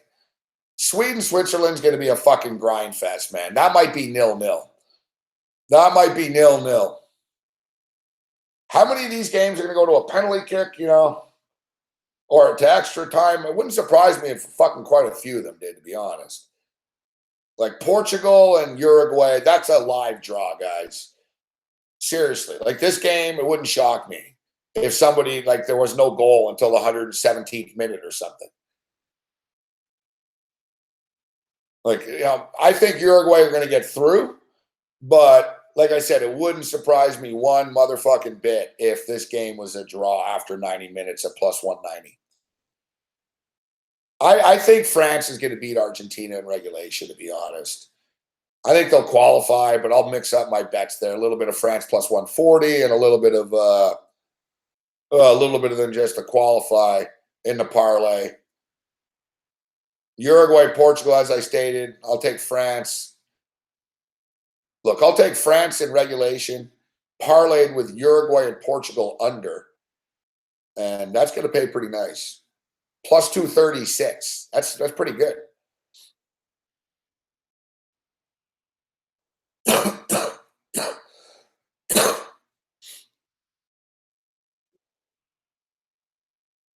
You can throw it, you just mix them up a little bit, man. It's like putting them in a blender here. France to win in regulation and Uruguay, Portugal draw, parlayed, plus fucking 600. That could easily happen. France win fucking 1-0, 2-1. Uruguay, Portugal are 0-0 or 1-1 after 90 minutes. Boom. You just fucking won fucking plus 600. But to me, so you look at all the games. I like France to advance. I love the Uruguay-Portugal game under 2.5. Spain's going to fucking beat Russia. Croatia will beat Denmark. Brazil will beat Mexico, you would imagine. Belgium over Japan. But then you get into these games, man. Sweden, Switzerland, anything can fucking happen there. I think the Swiss will survive and advance, though. They're just a little bit better than Sweden. But don't forget, they have a couple of bookings, a couple of cards.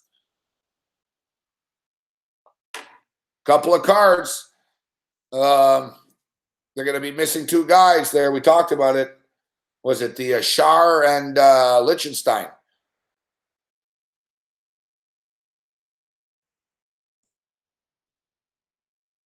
They should have enough to get through. And then that Colombia-England game, that's, we'll have days to break this down. We'll find out about Rodriguez and if he's good to go.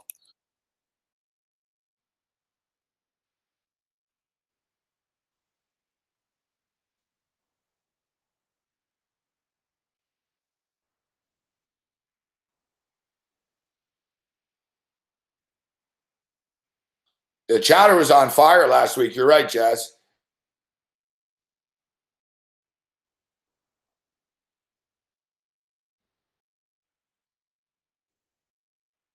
No, Sweden and Switzerland, Grinch, are like mirror complete images of each other. Like you said, Sweden are a physical team. I think Switzerland just have a little bit more offensively.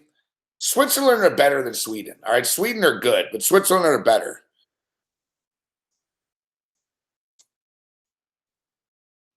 Switzerland just have a little bit more offensively than Sweden.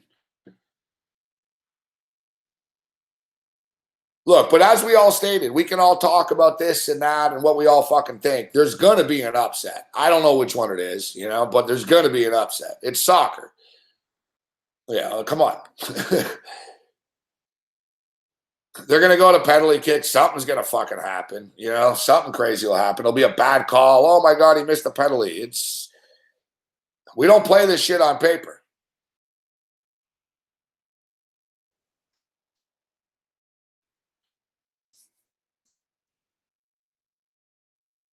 Look at Germany. Where's Germany right now? Thank you, Grinch.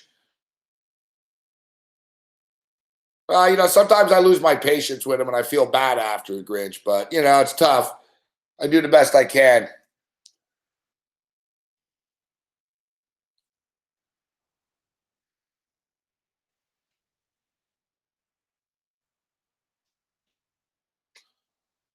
But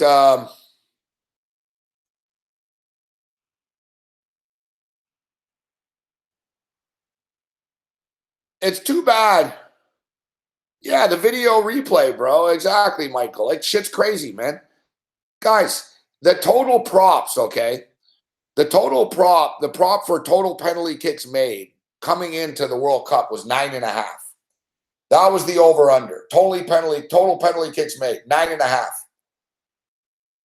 Do you know how many fucking penalty kicks were made? 18. There's been 18.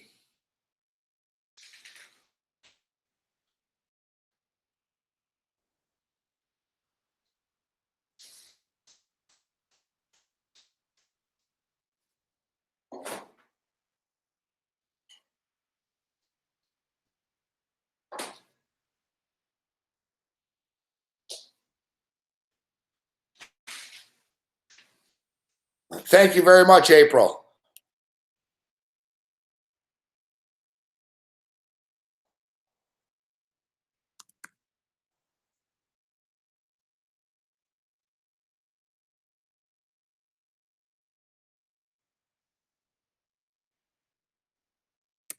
I saw Toys R Us was trending earlier. So Toys R Us closed, huh? Another one bites the dust. All right, so here are some of the here's some numbers and stats as far as stuff. The round of 16 begins with Group C winner France and Group D runner-up Argentina. Argentina leads the all-time series 6-2-3. It doesn't mean anything. They haven't played in fucking years.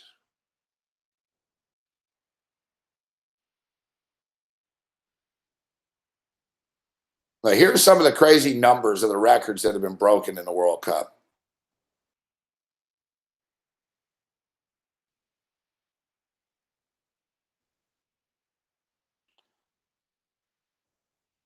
Give me a second.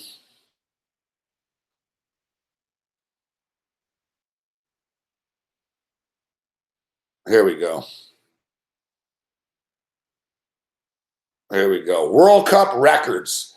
So, guys, we're not, we're only, there's still a lot of football left to be played. The final isn't until July 15th. So, World Cup records that have already been set. Most own goals in a World Cup, 9. There's been 9 own goals so far. Most penalty kicks converted ever in a World Cup, 18. Most penalty kicks attempted in a World Cup, 24. This is what's crazy. Most game-winning goals in the 90th minute or later in regulation, 8. And fuck, I fucking knew that, man. Yeah, that's a common theme in these tournaments. It happened in the Euro. It always happens in these big tournaments. There's always crazy shit in the last few minutes, and there's always big props. Will there be a goal in the last 5 minutes, like plus 550, plus 750 and shit? 8 fucking times it happened. Most own goals. 9 own goals already. And it's not going to stop. It's this VAR shit. There's all these penalty kicks that never would have existed if not for this stupid fucking video replay, video assisted referee, fuck, whatever the fuck it is, VAR, I was wondering, what is the VAR? VAR, fuck. It's video assisted referee.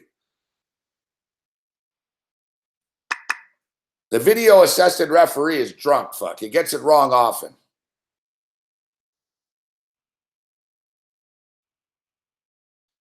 Well, own goals. Own goals, King Ganja. Oh, it's, look, an own goal like fucking goes off the guy's head. It's an own fucking goal. There's been a few that aren't like deliberate own goals. There's been a few blatant ones, but I think they should be, I think they toss out the own goal thing a little too loosely. Like I said, I saw one game, somebody booted, it was a Nigeria game. Somebody like fucking, it was like chaos in the box, man. The ball was bouncing around everywhere. Somebody fucking drilled the ball and it sort of bounced off the fucking leg of the fucking defender and went in the net. Is that an own goal? It counted as an own goal. They awarded the guy the goal and then they changed it a minute later. I remember I was watching and it's like, dude, that's not an own goal. Fuck. The guy's a defender. Somebody fucking teed it up and it fucking bounced off him, but he didn't like, it was random.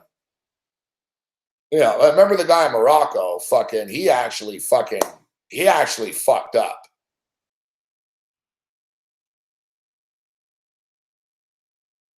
Yeah, very annoying referee.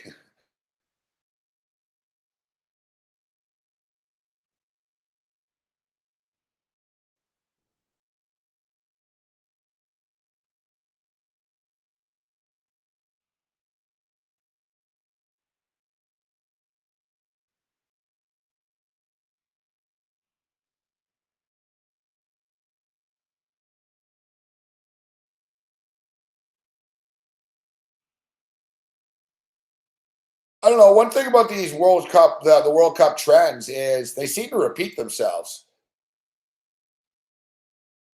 with the team, the defending champions getting knocked out in the group stage. Like I said, France has never been.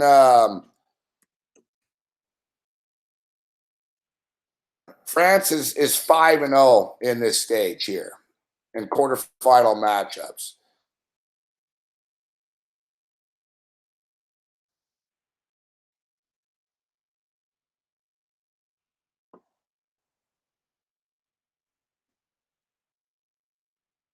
This is interesting. Here's a couple of interesting tidbits, stats, notes, tidbits for tomorrow. A UEFA team has been responsible for eliminating Argentina from every World Cup since they lifted the trophy in '86, including 2002 when they were eliminated in the group stage after finishing behind Sweden and England.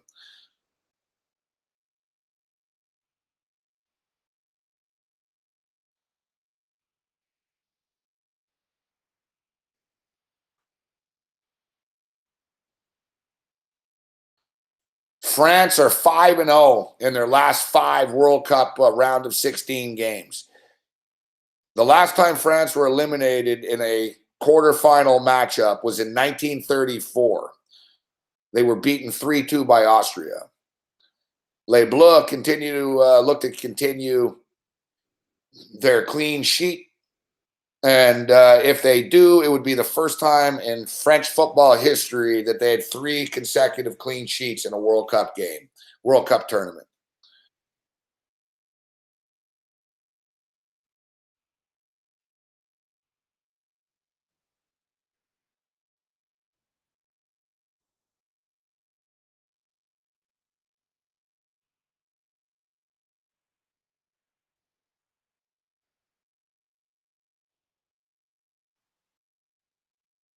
As far as this is interesting too. France, this game is being played in Kazan.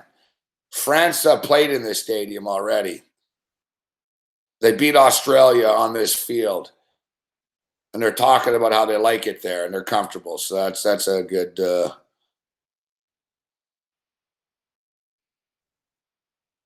24 hours before the match, we met with French coach Didier Deschamps and asked him to name a couple of things about Argentina. 2, that's too few, but I would say Messi's efficiency and their temperament.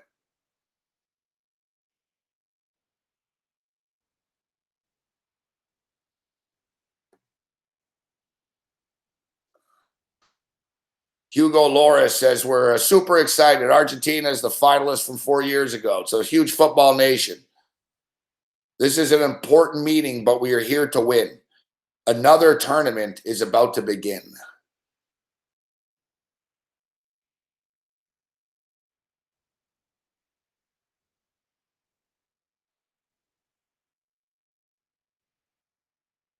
France closed their practice, their final practice, to the media. Interesting. Oh, this is chaotic. Fuck. The knockout. Why do they always do this? Fuck. The knockout stage featuring a new ball. Why? Fuck. They just played with one ball. Why are you changing the fucking ball now?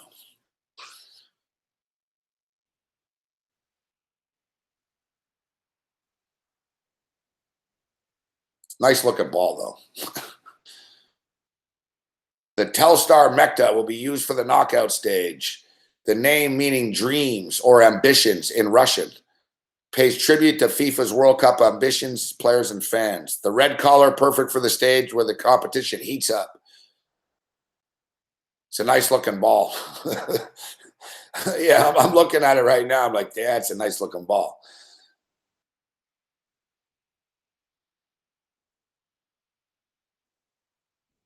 The players are always bitching about the change of balls, though.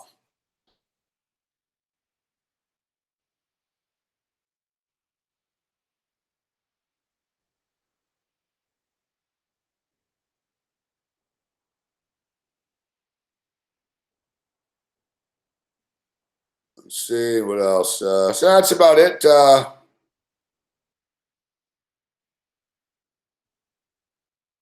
That's about it as far as notes.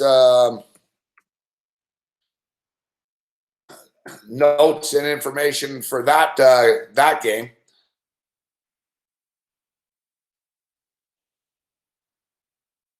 Uruguay and Portugal.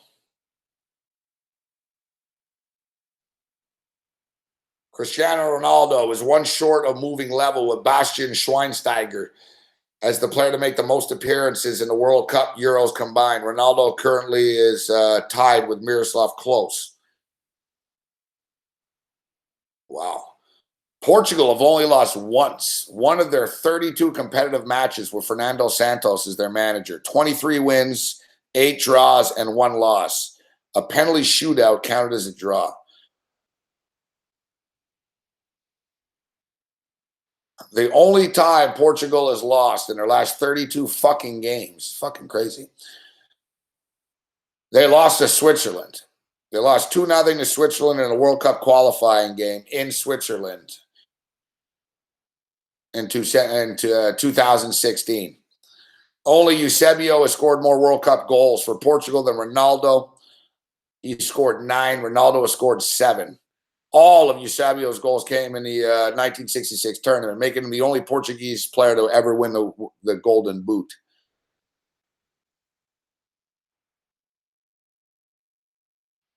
Interesting. Portugal have 7 players who will be suspended with another card. So it means they got to play a little bit more cautious. 7 fucking guys. Bruno Fernandes, Adrian Silva, Rafael Guerrero, Ricardo Quaresma, Cristiano Ronaldo, and Cedric. Interesting. Fuck. Cristiano Ronaldo's 1 card away from a suspension. Remember, he got carded for mouthing off. Fuck. That's interesting. Fuck. You know, if I was Uruguay, I'd push this on Portugal a bit. Uruguay or chippy side.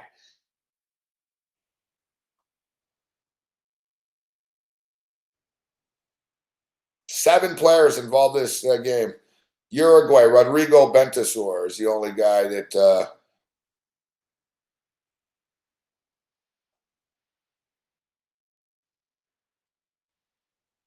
Golden Boot race. Race to the Golden Boot. Harry Kane 5. Lukaku 4. Ronaldo 4. Diego Costa 3.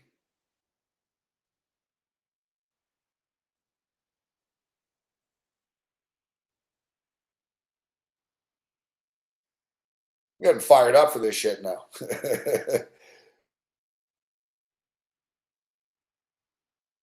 Nice looking stadium.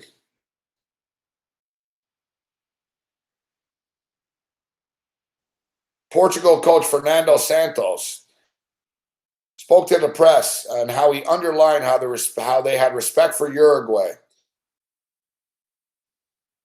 We've got to be ready for Uruguay as a team. What we do know was to know our adversary well, with great respect, to prepare our game well, and to think about what we have to do. It is a game between 2 very good teams with quality players on the field. Coach is really going cliche here. Both teams will be doing everything they can to win, but I believe that Portugal will win. I recognize on the Uruguay side that they are strong. Adrian Silva says, we have the individual collective quality to resolve this, knowing that we will face Uruguay, a very strong team. Uruguay have not conceded a single goal in the group stage. I hope tomorrow that we will be the first to break the barrier.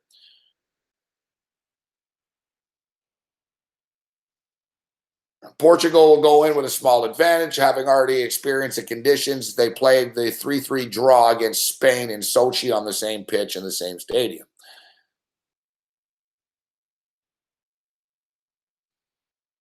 Uruguay say that their training has been peak this week. Luis Suarez says the rivalry with Cristiano in Spain is different. This is a World Cup, and defending the national team shirt is very special.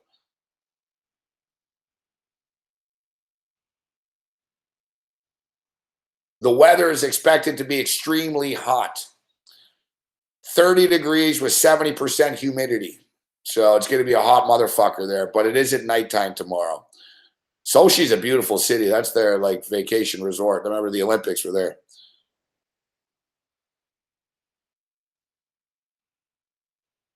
Diego Godin of Atletico Madrid will have the task of slowing down Cristiano Ronaldo.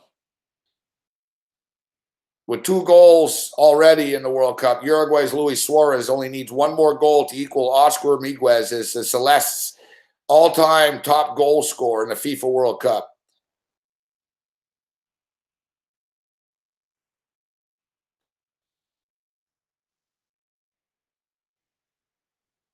Only the first 15 minutes of Uruguay's training session was open before they were media was booted out. Interesting. Portugal did not ask the media to leave. It's funny because there's no pictures of Uruguay's practice. It's like a long distance shot of them jogging.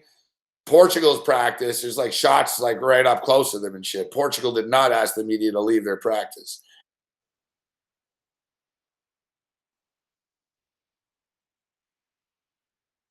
A curious statistic could give Uruguay a little comfort ahead of their encounter with Portugal. In the last 4 World Cups, the teams that have reached the semifinal stage had all won their final group stage. That was what I was going to say as well. Winning the group stage, I think it's 5 of the last 6 or 4 of the last 5 World Cup winners won their group stage. If you don't win the group stage, you're not winning. Of course, Uruguay defeated Russia in the group stage, while Portugal did not win the group stage.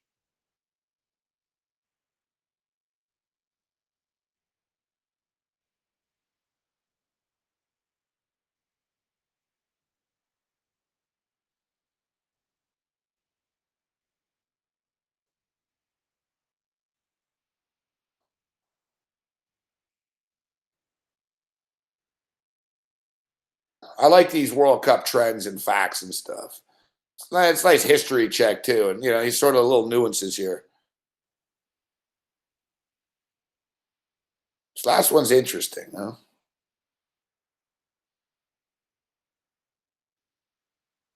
In the last 4 World Cups, the teams that reached the semifinal stage all won their group. So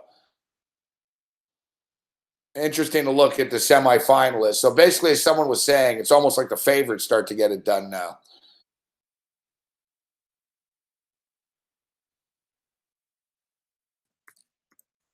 I won't go over the Spain and Russia history just because, Russia doesn't really have a lot of.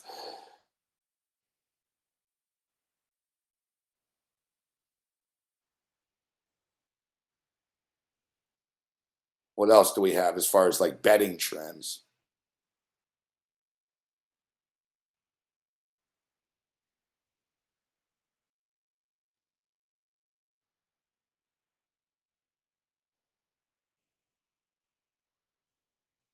France is winning the game tomorrow, man.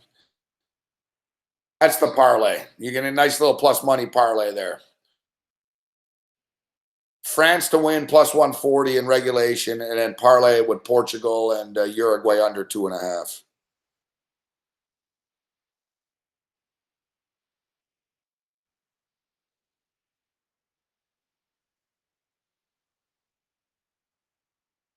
Uruguay yet to concede a goal. Very impressive.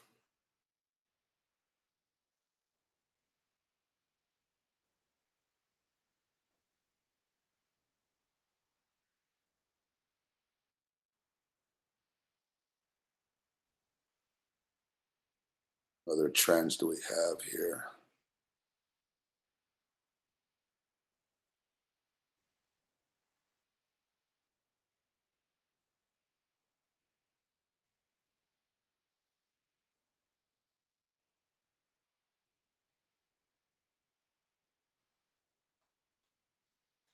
Yeah, there it is. Oops, there it is. Oh, there it is.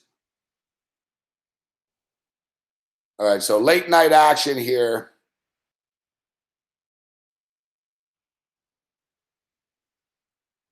late night action. If you're looking for some DGen stuff, as I stated, we got a Australian football rule game going off the board. Well, is the game on TV? Sometimes you get lucky and you get, yes, sir, fucking right. Damn right. Adelaide Crows and the West Coast Eagles live at 2:30 on TSN television. I'm down. As Costanza said, I'm down.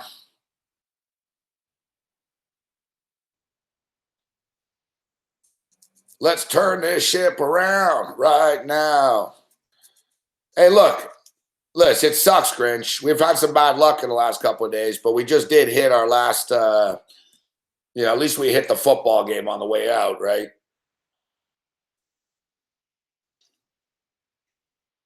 It's kind of fucking reckless right now, but we're going to take all this and we're just going to put it on the West Coast fucking Eagles and hope they can cover. And wake up in the morning and bet the soccer.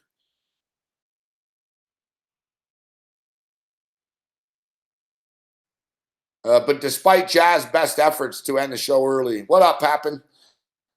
Despite Jazz's best efforts to end the show early, see, we went on. We gave you, we're giving what we can, but I'm getting blinded by these computers and shit. I think I got to start fucking wearing sunglasses during these shows. I'm not even kidding. I used to think that Bob McCown guy wore sunglasses just to be an asshole. And turns out that, the reason he wears those sunglasses in the studio all the time, Bob McCown, is because the lights blind him. I guess they give him migraines and shit. I can actually understand why he does it, to be honest. But those TV studios, the radio TV booths, too, they're fucking bright white lights. You can't really tell on TV.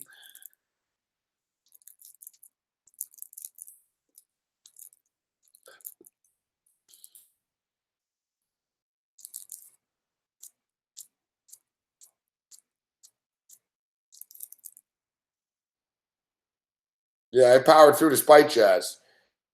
Yeah, like welding glasses. I told you guys. Yeah, blue blockers. Great foliage.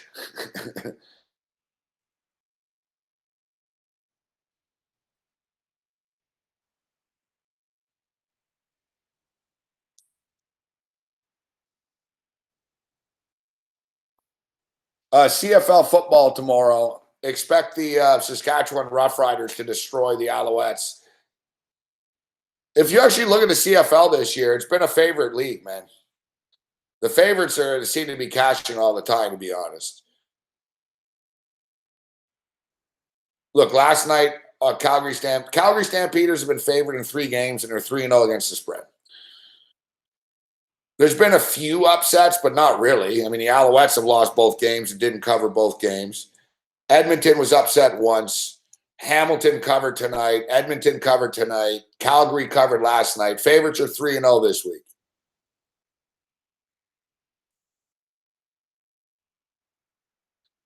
Here's Taylor. Yeah. Taylor, when my battery's dead. No wonder. I was wondering why Mick wasn't. It's off. You can't tell. But remember when you tried to get my Periscope going? And I believe it was dropped. The screen cracked. I've had this phone for like 2 years. Never cracked the screen.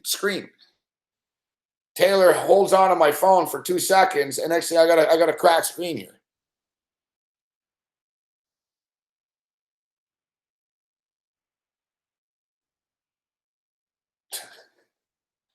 But it's all right, Taylor. I love you anyways.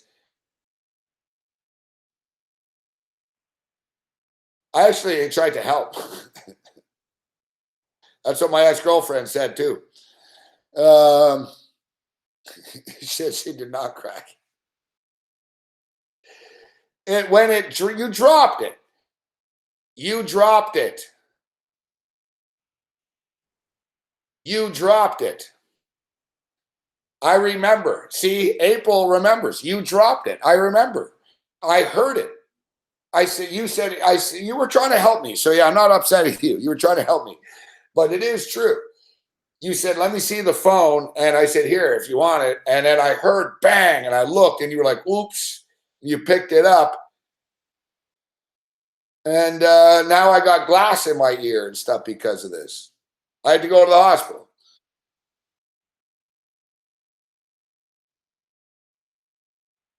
Fuck, you can really see the crack, actually.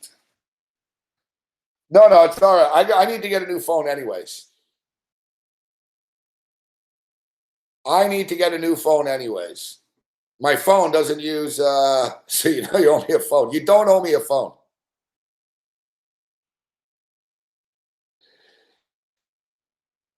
It's just a little crack. You don't owe me a phone. I was just teasing. You and Sonny, you guys, everyone's too sensitive here. You don't owe me a phone.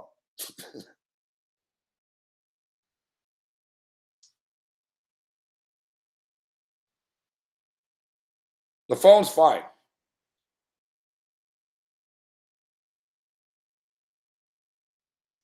The phone is fine.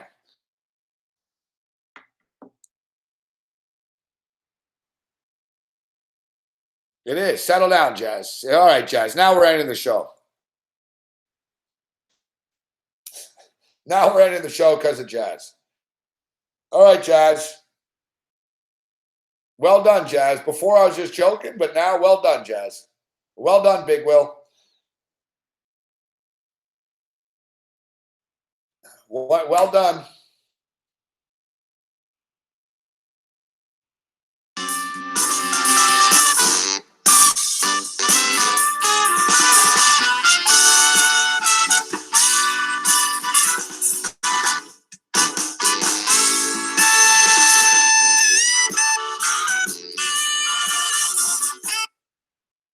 Too bad. Maybe we would have made it to like 2:15 or 2:30 or something like that. But because of Jazz, it's the end of the live.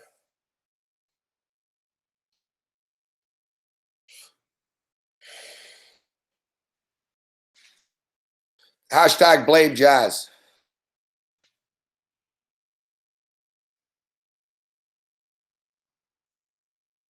No, but one thing about my phone is I don't know why the Periscope wouldn't work. What's up with that? Like, I don't understand. And you know what's fucked up? The Periscope actually did work, to be honest, but it's not on my Twitter for some reason. It's on Facebook. So I actually did a Periscope video at the football game last week, and I saw it today, and people commenting on like strangers because it went into randomness. I don't know, like I don't know the people commenting. They're like, "Who's this?" And I'm like, and it's basically a video of Taylor talking and me bitching about Periscope and the phone moving around at the game. But it actually did work, but it's not connected to the Twitter.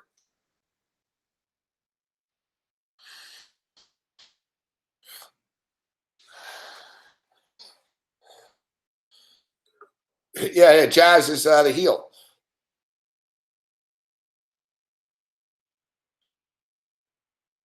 What up, Crypto Flex?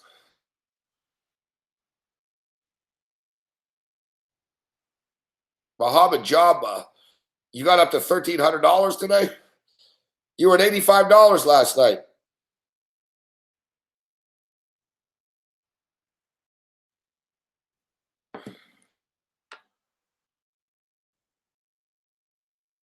Yeah, exactly. Well, I'd boot him, but then he'd be banned. I don't want to ban Jazz. I'd boot him, but I wouldn't ban him.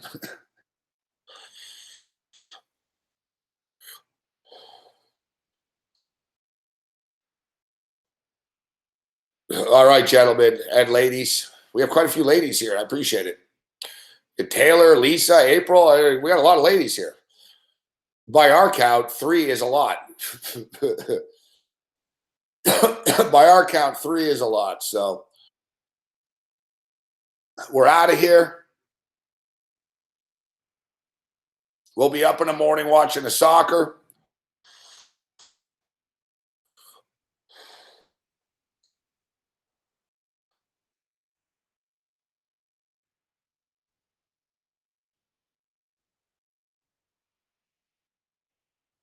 Yeah, we'll be up watching the soccer. And we'll see the hardcores on Patreon tomorrow. I enjoyed the afternoon action last week. Actually, here. Not going to do that tomorrow, but I don't know. Maybe on Sunday I might do an afternoon instead of night. We'll see. I like mixing it up a bit. And we welcome April to Patreon. I saw you signed up. You didn't have to do that, April. As well as Taylor Stevens. If that's not incentive enough to sign up with us.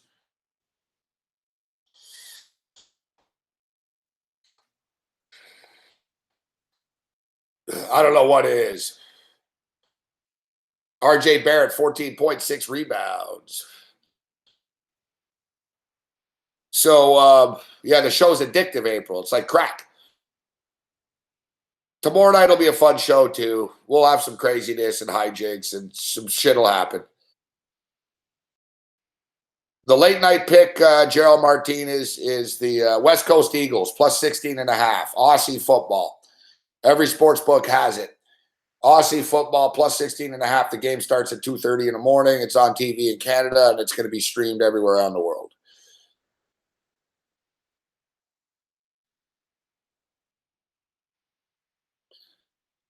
So, yeah, we'll see you tomorrow. Thanks, Coaster. Happy Canada Day, everybody.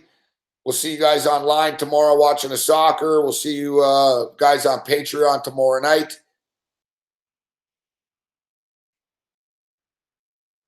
Tomorrow morning, thanks, Gerald. Tomorrow morning, we're going with France. And we're going with Uruguay to advance. Both of them to advance. Plus 236. Parlay together. And then we're going to mix up parlays with the unders. We've talked about it a million times. Rewatch the show if you missed it. Thanks to Luca. Thanks, Hyman Roth. Thanks, Paulo. Thanks, Nick. Ty Rich. Jazz. Thanks for, well, no, not Jazz. Ghoster. Ty Rich. Grinch. Lucas. April. Alex. Nick. Pappin. Always a pleasure, Pappin. See you later, Spencer S. Crypto Flex. Mohammed Jamba. Mr. Deadman. Pittsburgh Brew. And everyone else that I do not see in the chat. See you later, Finny 2.0. See you later, Louie. Louie. Kenny Fong for the Sports Rage Band. Kenny,